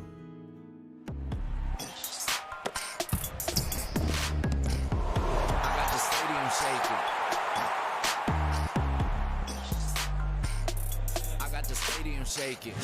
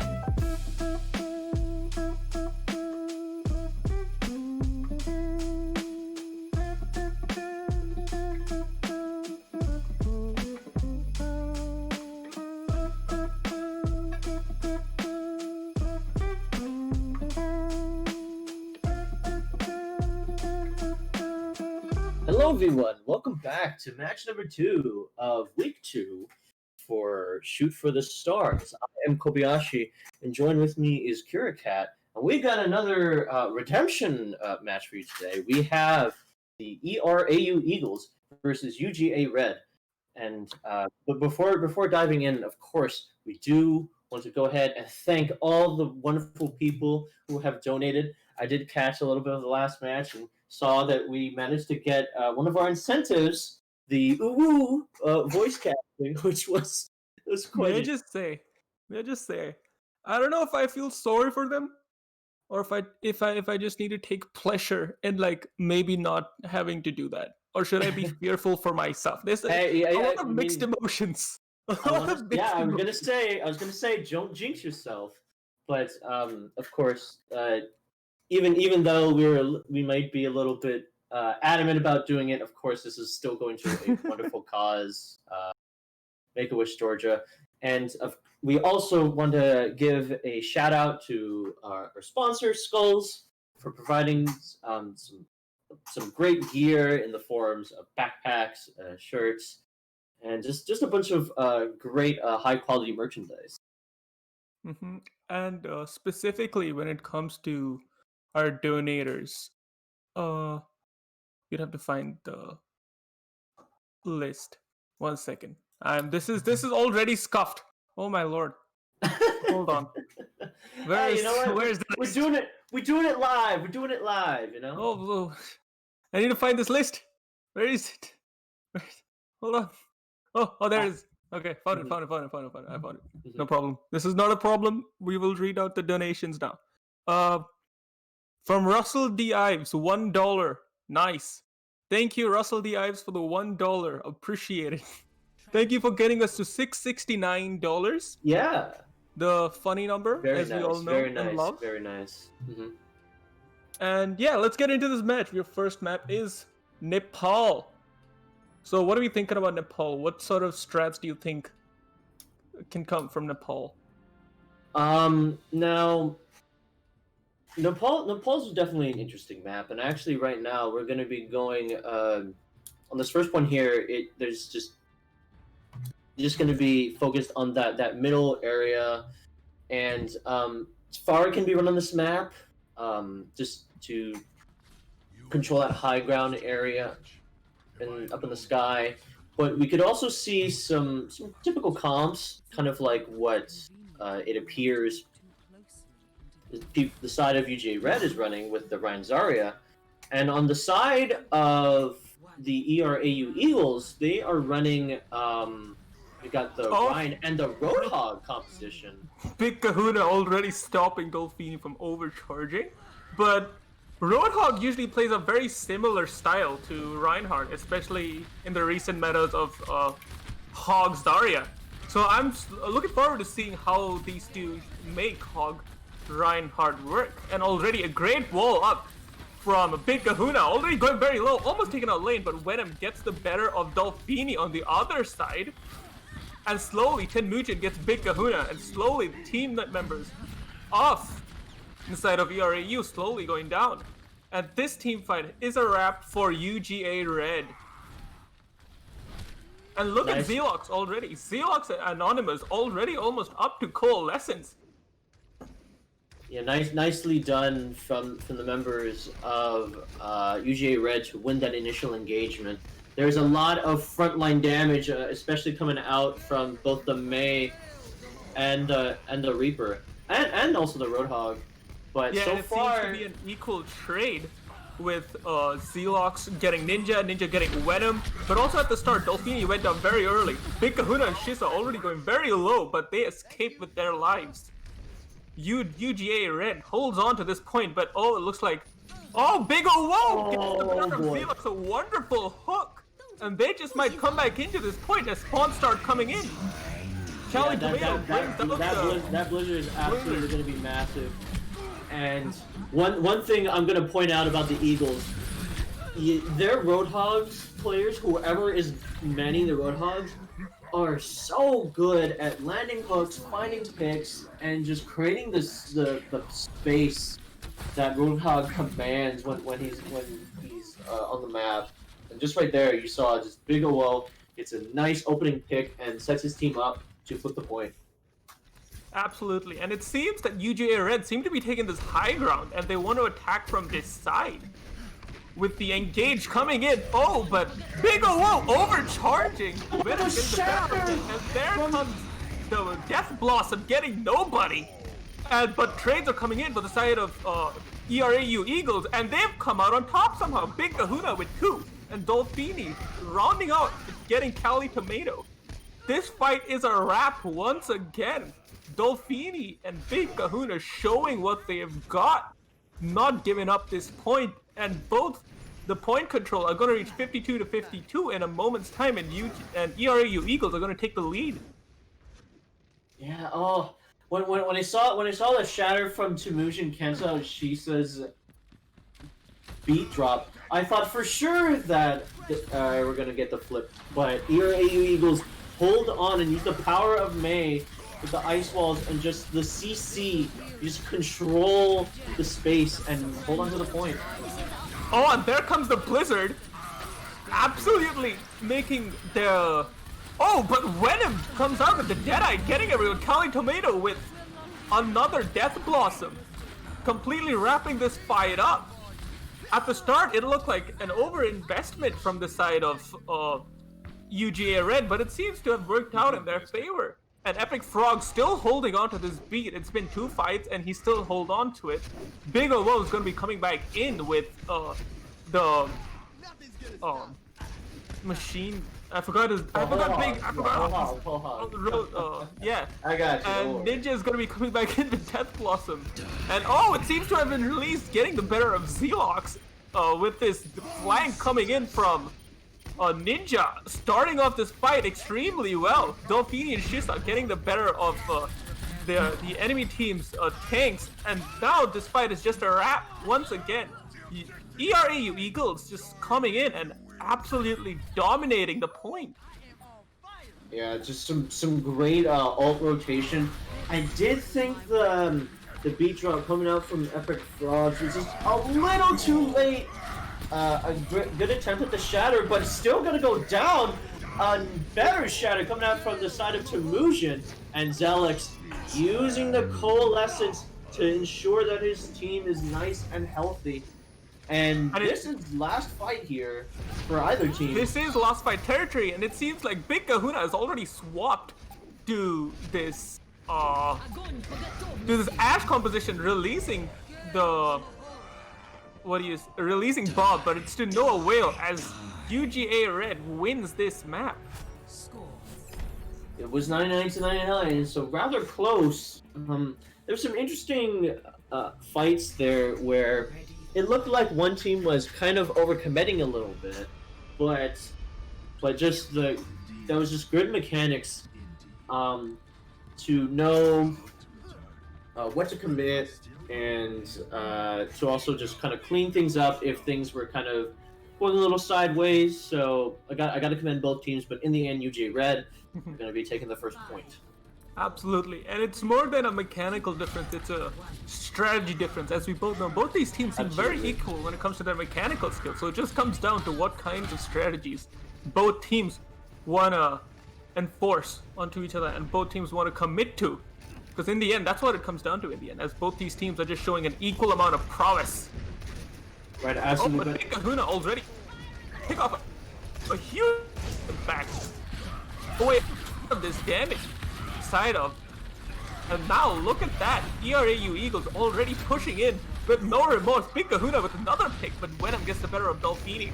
But it cuts down the amount of healing on the side of UGA Red, and Big Kahuna with 3, Ninja with 2. The DPS from the side of ERAU Eagles are really stepping it up this time around. I do like the Ash a little bit, just to control a little bit more of those longer range fights. Throwing in the dynamite, get some burn damage, which is very annoying to deal with, and also is able to build up Bob. So you see Big Kahuna just throws a dynamite just to check where the members of UGA Red are coming from. Oh, but Cali Tomato getting Dolphini with again being a little too over aggressive. Lane gets the bear of Big O. That's the tank's gone. And this seems like a clear fight win for the side of UGA Red. And immediately, Ninja is going after Zealox, but to no avail. He just backs away. Dolphini getting, Big Kahuna getting extremely low, but gets away with his life. Lane gets the better of Ninja. And now it's just staggering them. They still want to fight this point. Epic Frogs gets the better of Dolphini, and it's just staggering them one by one. Yeah, Anonymous even commits the coalescence. They just want to get as much progress on the point as possible, and they were going to stop at 60%.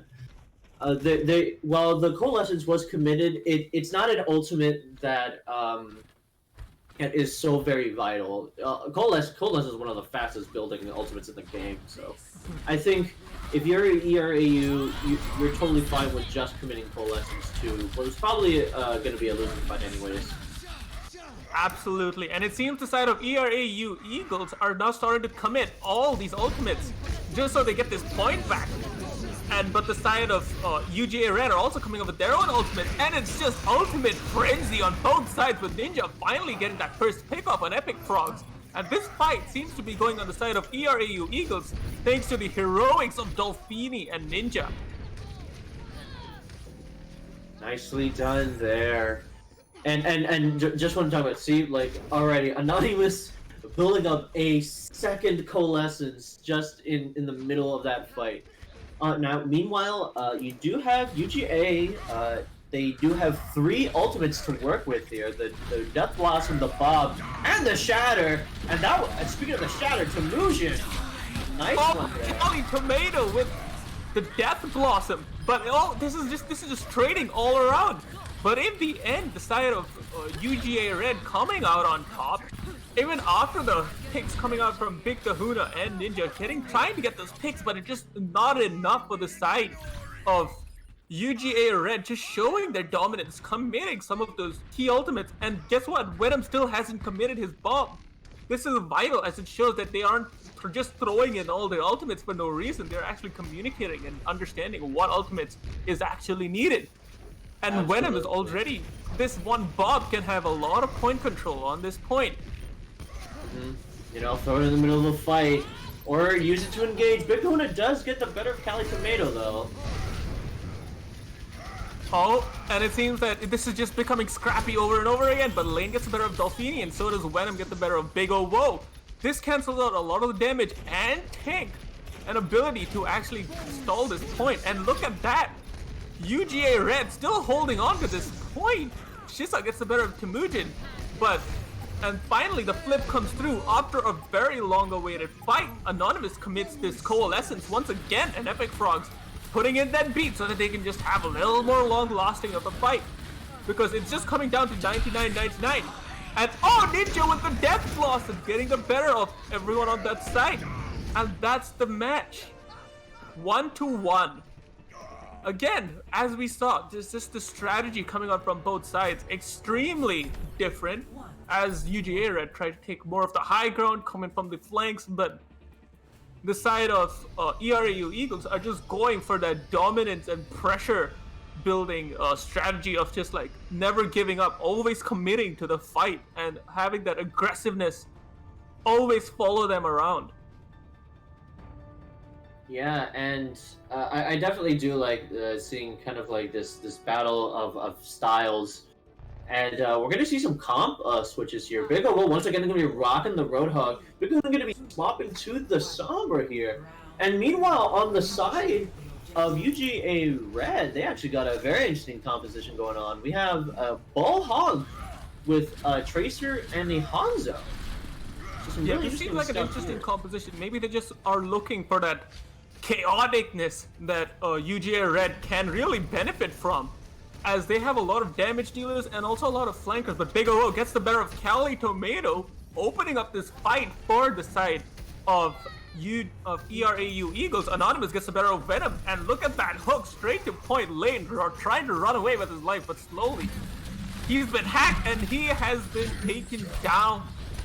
Explicit strategy coming up from the side of ERAU Eagles, making the Sombra work extremely well. Yeah, just so Sombra can provide a lot of pressure if she gets some good key hacks.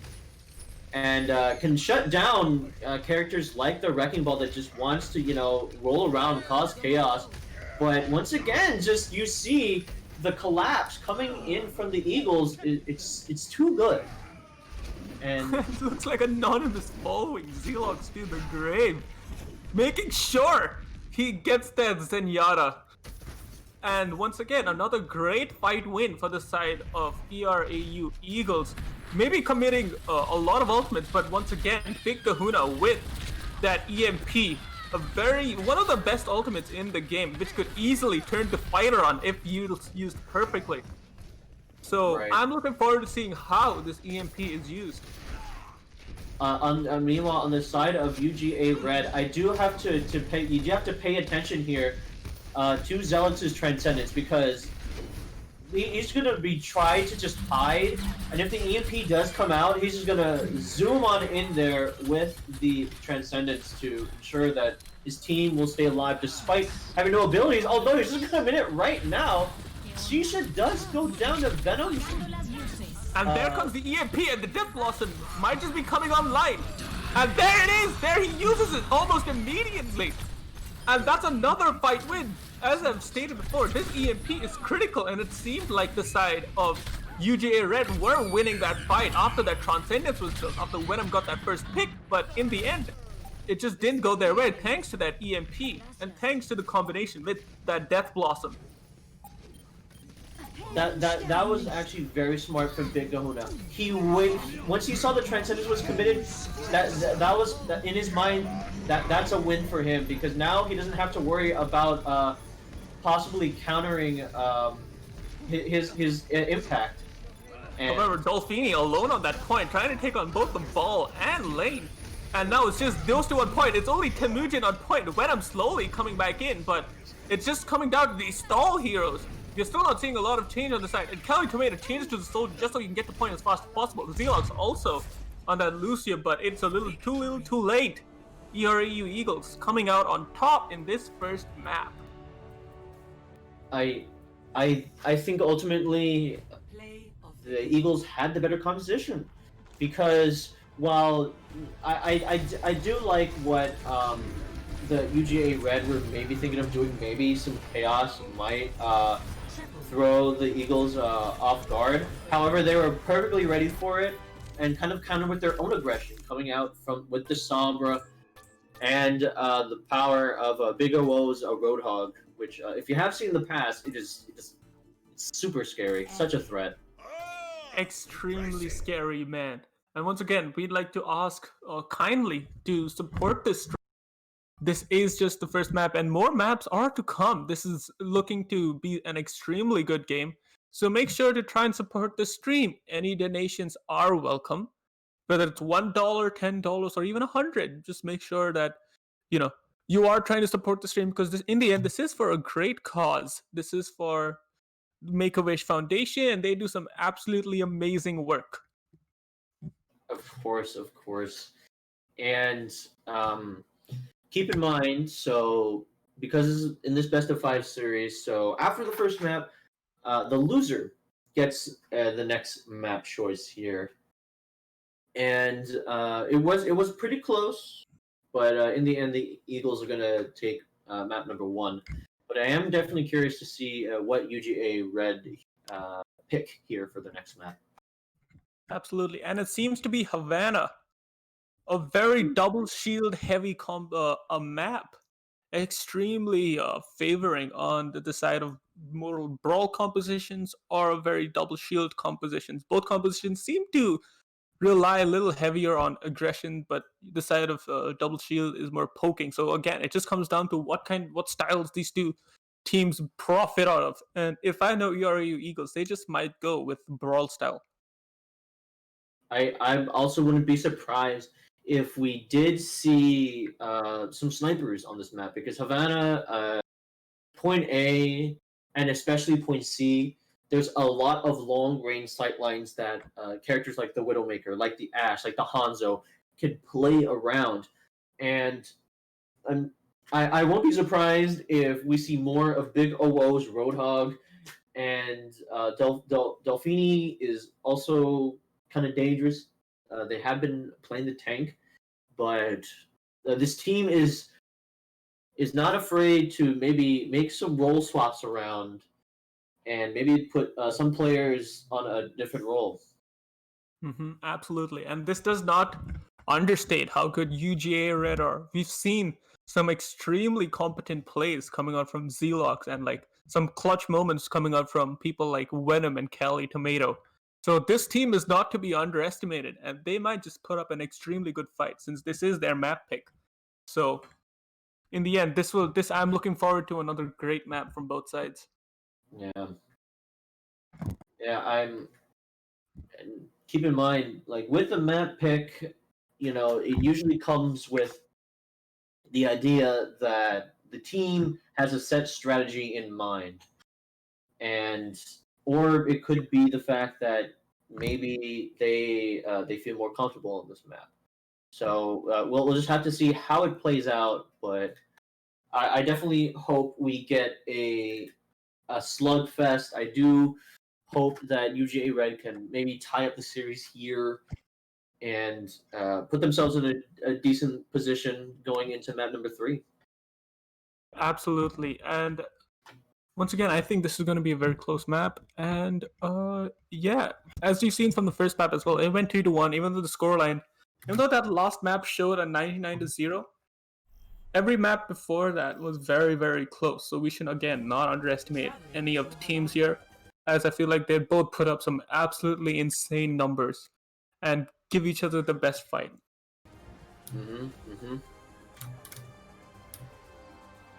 So once again, it looks like it's going to be the Eagles on defense first, but meanwhile on the side of UGA Red, they're going to be starting their attack and maybe setting the pace for the Eagles to match. And look at that, just as we called, a very brawl-style comp on the side of ERAU Eagles, but Big Kahuna going on this Orisa. We don't know what their plan is, but if it works, it works. This is just a throwback to the original Roll-Lock as when it came out, when Orisa was paired with this Roadhog. And as we can see on the side of UGA Red, they're going with a very normal double shield, double sniper composition. So ultimately, the name of the game for UGA Red is for the snipers to hopefully find picks, and the poke coming out from the tanks to be enough to get them over the line. However, ERAU Eagles is not afraid to set up this crossfire with the Widowmaker and the Roadhog just covering both angles. However, as I say, that Venom is actually going to get the first pick onto Ninja. Absolutely, and look at how far UGA is even ERAU is holding. They're even giving up this choke. So even though they got the first pickup, they aren't even going for it. They just want to play back. They want to play as passive as possible, letting their damage dealers win these battles in the end. Big OO being a little bit aggressive and pays for it with his life. Zelox getting the better of him. And as these spawns come back, the entire tide of this fight has changed. And already the team of ERAU Eagles running away, trying to take this high ground, but not being effective at all. Epic Frogs gets the better of Big Kahuna, and things seem to be going from bad to worse, as this point is already capped. In fact, it's been capped already, with barely any resistance on the side of ERAU Eagles. Epic Frog once again shown the Baptiste buff. He does do a little bit of less healing output with his grenades. Shoot slower, but the trade-off is that he does more DPS now, and Epic Frog's showing Baptiste's new capabilities here. Well, we all love some DPS Baptiste thanks to our Lord and Savior Violet making it a thing. But once again, look at that. Look at all this space being given. None of the choke points even trying to be controlled. Only now Big Kahuna going in and Dolphini getting the better of the lane. Finally, this may be the start of something. Big O with an excellent hook onto Epic Frogs. And this Transcendence might just have gone to waste as this fight seems to be over. Big O using this whole hog just to push them away and end this fight once and for all. But look at the side of UGA Red. They're going to be coming in with 5 ultimates. as compared to 1 with the Transcendence, and this may just not be enough. Personne n'échappe à mon regard. I will say the Eagles did have commit quite a lot just to stabilize. However, I will say that I did watch a scrim with the Eagles, and they somehow managed to hold this specific point of Havana with just the power of Big O without getting anything. Big O is still going on this flank outside for barely not even next to his team, but Shisa gets the better of Venom. And Big O going extremely low, and Lane gets the better of him. This is once again the trades coming in on both sides. And this cart is being pushed for absolutely nothing. And Big Kahuna slowly going, and that's a wonderful shatter, gets the whole team! That is insane! Big Kahuna! Oh my word! I'm lost. What a shatter coming out from Big Kahuna. But I have to talk a little about the supports here. It seems that all the supports on either side so far, Shisa and Zelix and Epic Frogs, are just like, you know what? I'm a DPS too. Why don't we just dome your head, you know? Look at that! Zealox and Shisa having a competition as to who can dome the most bodies.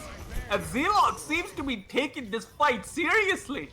Big O in the backline trying to get as much ult charge as possible, but that's just going to waste. And this team fight seems to have gone on the side of UGA Red, pushing with no remorse. And look at that, once again, they're up to like 4 ultimates building up. Lane slowly coming up on his Gravitic Flux, and on the side of ERAU Eagles, they don't have anything apart from that Nano. So I'm going to see who they nano, and it looks like it will be Big O, and that Transcendence immediately coming out, and Big O going down! Cali Tomato taking him out, but Ninja gets the better of the Lane. Again, trades coming in on both sides. Cali Tomato with 2, taking out Shisa. That's a lot of damage already done. And no one's pushing this cart. They're still trying to take this high ground, trying to make sure this high ground is theirs, but Big Kahuna and Dolphini get the better of Cali Tomato and Temujin. Ninja just killing himself just so, I don't know, he prefers death maybe? And UGA Red backing away almost immediately. Dolphini with a wonderful stick on Zealox, and this fight goes in the way of ERAU Eagles. Once again, UGA coming in with this ultimate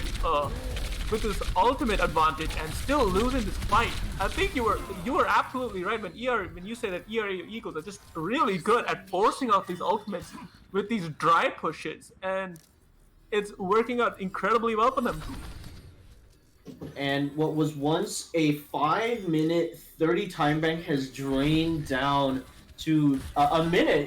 It's crazy to think that UGA had all this time to work with, and it's been basically drained down to almost nothing. This is almost the last fight for UGA Red if they hope to push it onto B. Absolutely, and look at that, Big O jumping into that backline with Venom, getting anonymous, as that comes out that Nano.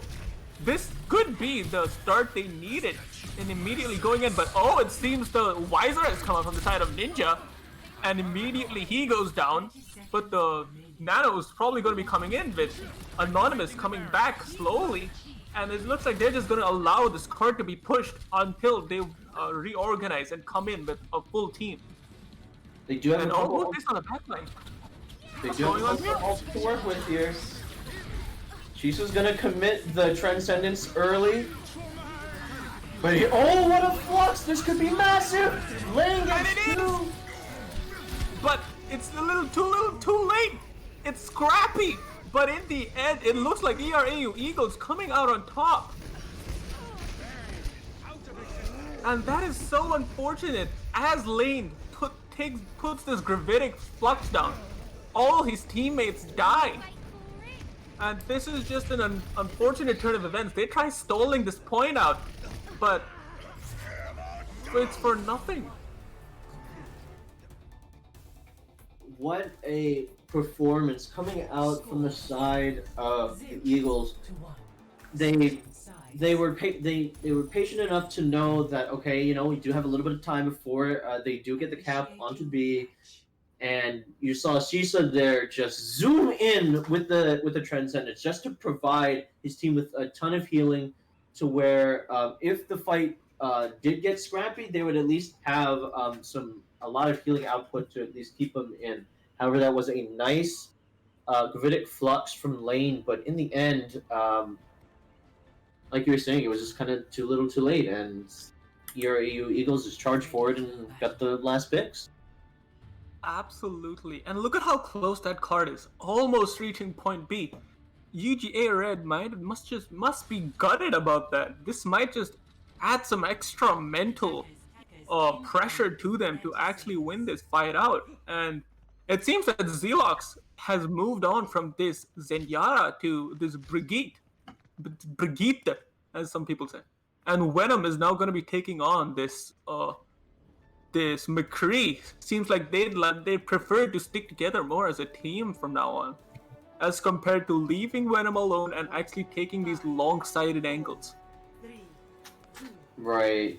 They you're still gonna have Cali Tomato running the Hanzo, but for the most part, this is this tells me that this is gonna be more of a bunker style. They want to stick closer together and hope that the damage coming out from the supports, from the DPS, and from the tanks is going to be enough to stabilize. Absolutely, and Big O thinking that he could make something from that dive, his bubble misplaced, and getting burnt down immediately. But something we didn't recognize is Ninja on this Genji, living up to his name. This may just go really well or really bad for him. I'm wanting to see how this turns out. Lane now taking a fight with the Ninja as they battle it out. An Anonymous team getting the better of Lane though. And look at all this free card push once again. Slowly pushing the team of the side of UGA Red back. And again, a wonderful grenade to reduce the amount of healing on the side of UGA Red. And this both supports on both sides just incredibly playing an incredible amount of support and making an incredible difference in this match. And look at that, ERAU Eagles as well with this 5-minute 20 time bank. Yep, ERAU Eagles are basically going to say anything you can do, I can do better in some ways. Maybe except for the comp difference here. However, yeah, you see the power of Anonymous's Ana. The Antinades do so much to just shut down this clumped up composition that UGA Red wants to run. And Ninja with 5 with one swipe of his blade! He does! Oh, that's the ace, baby! This is insane! Oh my god! He supports her. Ninja says, no, sir. This match is done. Oh my gosh. Ninja just goes in with the blade, the nano blade, mind you, and just rips and tears the members of UJ Red apart. And we're going to see it here as the play of the game. No mercy from this man. An actual insane man. Yeah, and you saw what basically once the immortality field went down, that was lights out for UGA. Again, it was kind of the detriment that they want to play this clumped up comp. And they hoped that maybe they could have out-damaged Ninja before he got any picks, but he just went sicko mode, to put it lightly there. Travis Scott playing in the back of his mind as he went in with that blade. And the worst part is, the side of UGA Red had the stuns required to shut down that ultimate with the Brigitte, with the gravitic, not the gravitic flux, with the rock and with the halt. They had a lot of things at their disposal, and yet Ninja just made it work. He just ripped and tore through them. like a paper. Yeah, like a hot knife through butter to keep using analogies. But wow, ERAU Eagles are doing a phenomenal job here, and UGA Red going to be picking what could be the very last map for them in this redemption bracket game. We're going to be going to Blizzard World here, and I do hope that we pick the Christmas winter variant here. You know, now it is officially December now, so I don't want to spread some holiday cheer, but I can understand if either team doesn't want to. Oh, come on. It's the holiday spirit. You Yes. must all live and laugh. And what's the other one? Live, laugh, love? Love each other. I don't think UGA Red will be loving Ninja anytime soon, but... Oh, yeah. Try. Yeah. Mm-hmm. He's definitely going to be the target of many a shutdown. They're going to want to try to keep a beat on him. But the thing is, though, you put all your focus on one member of ERAU. Someone else is going to just step up and ruin your day and basically make you go back to the locker room and say, "How could we miss this? You know, how could we overlook this player?" But that's not to discredit the performance that UGA Red is putting up. And I think if they can kind of maybe calm down a little bit, and maybe go into this next match with kind of a cooler heads, they might be able to keep themselves alive here.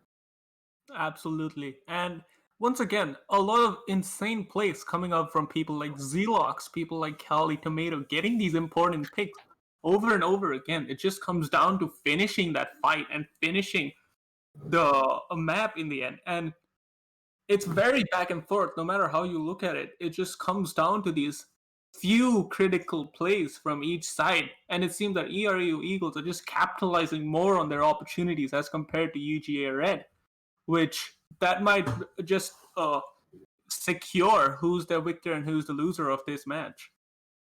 Right. And it looks like our wishes are going to come true. We're going to the winner version, baby. Blizzard World winner version. How festive for this bloodbath of a match.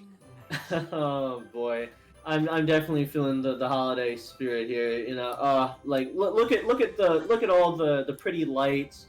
The balloons are now Christmas colors with the red, the white, and the green. We also see some trees, some beautiful Christmas trees being planted. And overall, this looks like a fun time. A fun time indeed. But I don't think it's fun in games for UGA Red anymore, because this just is their last map. Oh, it seems they've been pulled out of the map. What's going on here? Uh-oh. There, a How little did bit they cut out on my excellent analogy, which I was about to present? Yeah. Oh, hold on. Looks like there might have been a misunderstanding, but it's okay. We're gonna get this this match up and running after this is all sorted out. I think what happened is they're not sure if we're confirming that we're gonna be running the winter variant of Blizzard World, which I hope we do, or just the normal version of Blizzard World. Oh, hold on. We've just got a message from upper management.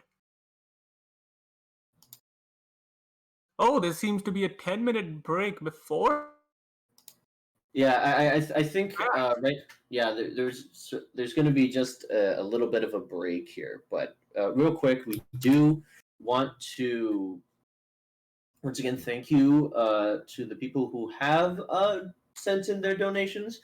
Currently sitting at $669, which is fantastic. Of course, there's going to be more opportunities in the tournament to donate, but we do want to thank all of you guys who have already donated to support Make-A-Wish Georgia. and help some sick children get some wonderful wishes granted. Thank you for putting it that way. But yeah, you're absolutely right. Make-A-Wish has been a very well-known organization, and they're extremely reputable, as we all know. So please support the stream any way you can. And yeah, we'll be right back after this 10-minute break. See you guys after this break.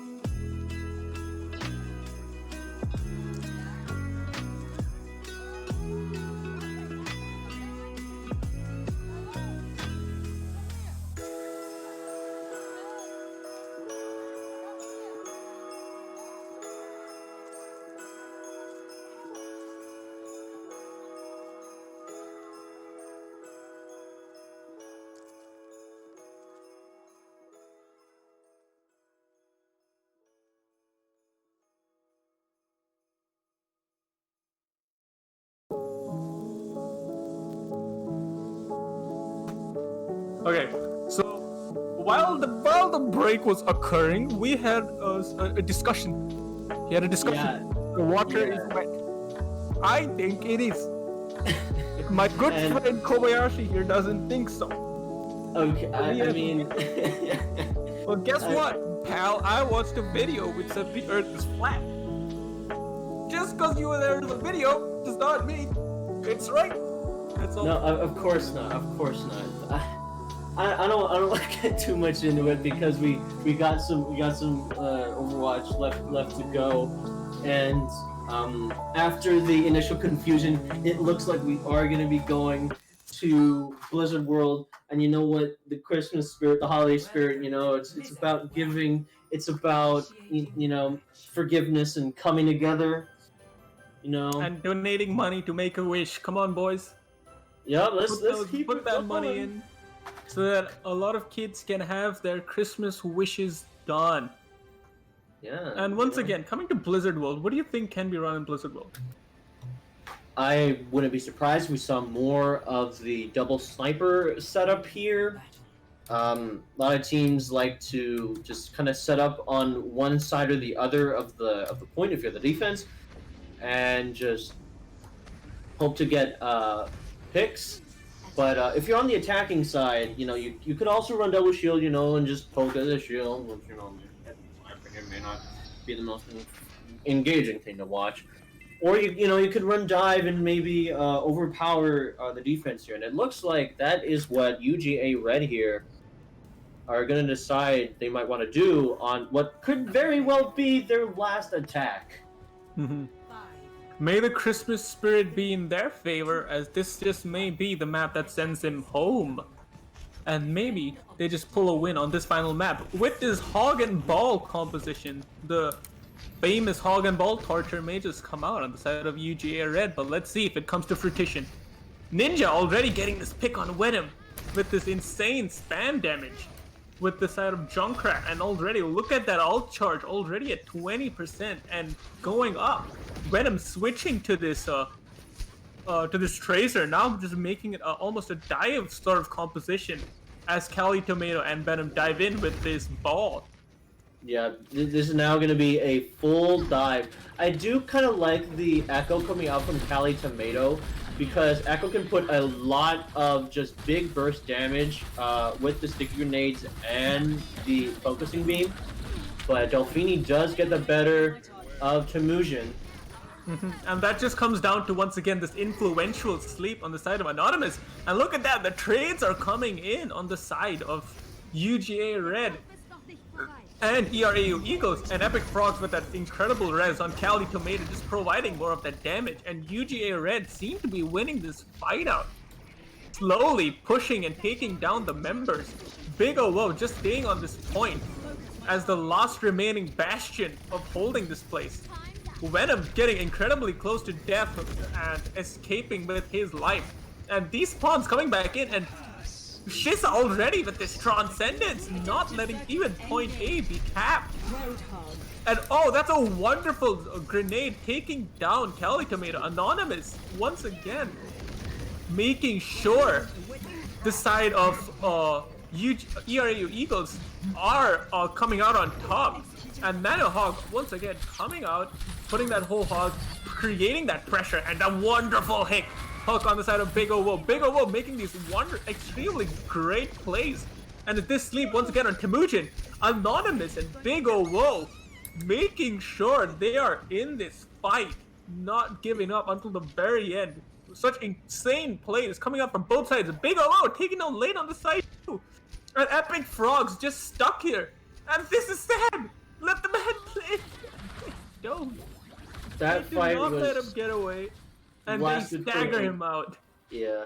It was a good long while for that fight to finally end. Big O just gonna get another hook onto Temujin, not letting him really play the game without all the CC being applied to perhaps the most mobile character in the game. Absolutely. And once again, it's incredibly hard. And the whole hog coming out from Big O, taking down Temujin, taking down all this incredible chaoticness. And what a hog! Big O getting Cali Tomato. What this man is just being such a large presence on the side of UGA Red, looming over them, not letting them get away. And again, a wonderful hook from Big O, not letting anyone escape his sights. Yeah, it's just you just the commanding presence that Roadhog commands is just can be very annoying to deal with, especially if he's getting these hooks, he's getting these picks, and Ninja's just gonna be using the attack visor to maybe put the final nail in the coffin, but he does get picked off. Oh, but an incredible hook on the side of Big O, but that Transcendence coming out, and we're down to the last 15 seconds. UGA Red have to finish this right here, right now, but the trades are coming in. Big O taking out Cali Tomato and Shisa once again with this Transcendence, not letting this team even breathe. Cali Tomato very close to dying, and so he goes down. Once again, a lot of trades coming in from both sides. Ninja coming back in on this Reaper just so he can sustain more on this point, but it just seems like this fight just may be done. Epic Frogs and Temujin, the last people standing on this point, and they're very close to dying, and Epic Frogs, this may just be it. Lane come back to this, and that is not a third of the cap. Oh boy. And at the best UGA can hope for now is a draw. That is all they can really do. But I don't know. ERAU Eagles have been so good. They're just putting a lot of resources into Big O, which I don't blame them. I mean, you saw just how much work you can do as the Roadhog, and this is it. This is possibly it for UGA Red. The best they can hope for is to draw the map and go to map 4. But even if they do, I believe it should be ERAU Eagles pick. This is their last hope. This is their last fight. If this does not go the way they wanted to, this is the end of their run. So UGA Red may just be wanting that a miracle to come through, because that's what it looks like it will take. Because ERAU Eagles are not stopping for anyone. Absolutely, but I mean, who knows? They did take us to a 5-map series the last time these guys played, so maybe they can find the magic yet again. But they're going to be sticking with this dive deep defense style with the Wrecking Ball and the Roadhog. Oh, but Zelox with this important pick on Dolphini, and looks like Venom is now going to be playing this Widowmaker, making sure no one comes across his sightlines. And there's just going to be a lot of pressure now on the side of UGA Red, and the amount of just extreme chaoticness that can be caused. And once again, a lovely sleep from the side of Anonymous, just to make sure Temujin does not get what he wants. Big O trying for that hook on Lane, and Lane gets the better, but Shisa taking down Lane immediately, mid-hook. Zelox getting Ninja, but Dolphini taking out Cali Tomato. This is going from bad to worse for UGA Red. They need to stall this point on now, and the point is almost... Yeah, Epic Frog doing whatever she can, but it's just gonna come down. This just may be over. Big O, and that is it. That is it. Yeah, I do want to give some shout outs to the members of UGA, especially the support Zelix and Epic Frogs. Epic Frog, she did a lot of some great heals, you know, just to keep her team in the fight, and also did a little bit of DPS support plays, as well as her partner Zelix. But in the end, ERAU Eagles are going to be moving on in the redemption bracket. And unfortunately, we do have to bid UGA Red goodbye, but they played their hearts out. Absolutely, they played their hearts out like no one else. And as you said, we must give credit to the support teams. Each fight, but the play was the Temujin, in my eyes, the MVP of this map. And once again, a shout out to Make-A-Wish for doing some extremely lovely work. If you are a person of this stream, I hope you continue to support it and donate how much ever you can, because in the end, this is going to a lovely foundation, a lovely cause to help some kids get what they like and make their wishes, as the site says. So yeah, no matter if it's $1, $10, please donate to the stream and support however you can. Even just watching or following, in fact, would support this stream. Maybe even share it with your friends. Maybe get them into some Overwatch. And yeah, we'd also like to shout out Skulls, the other sponsor of this event. They provide some excellent esports gear, and I think Kobayashi has some of their gear, right? I actually don't have it with me, but I'm definitely going to be looking to browse their website probably soon. And yeah, maybe I might indulge. Maybe I might get some nice gear. If not for myself, then for a friend or a family member who might enjoy some high quality stuff. Absolutely. No matter whether it's a gift or for yourself, make sure to check them out as well and support them, as they have been gracious enough to support this this lovely tournament. And things just keep getting more and more exciting as we close in on these upper bracket matches. So make sure to stay tuned tomorrow, as there will be more action coming to you live. Oh yes, there's going to be even more great high-level Overwatch action. And but before we close, do once again want to congratulate the ERAU Eagles for moving forward in this redemption bracket. And tomorrow, I believe they are going to, if I can pull up the bracket here, they are going to be facing Charger Blue, who played just earlier today. Absolutely. And I'd like to make a live apology to Epic Frogs, as it turns out she is a girl, and we love to see some female competitors in this tournament. We obviously encourage that. Yeah, absolutely. So I would like to ask for forgiveness live on stream from her.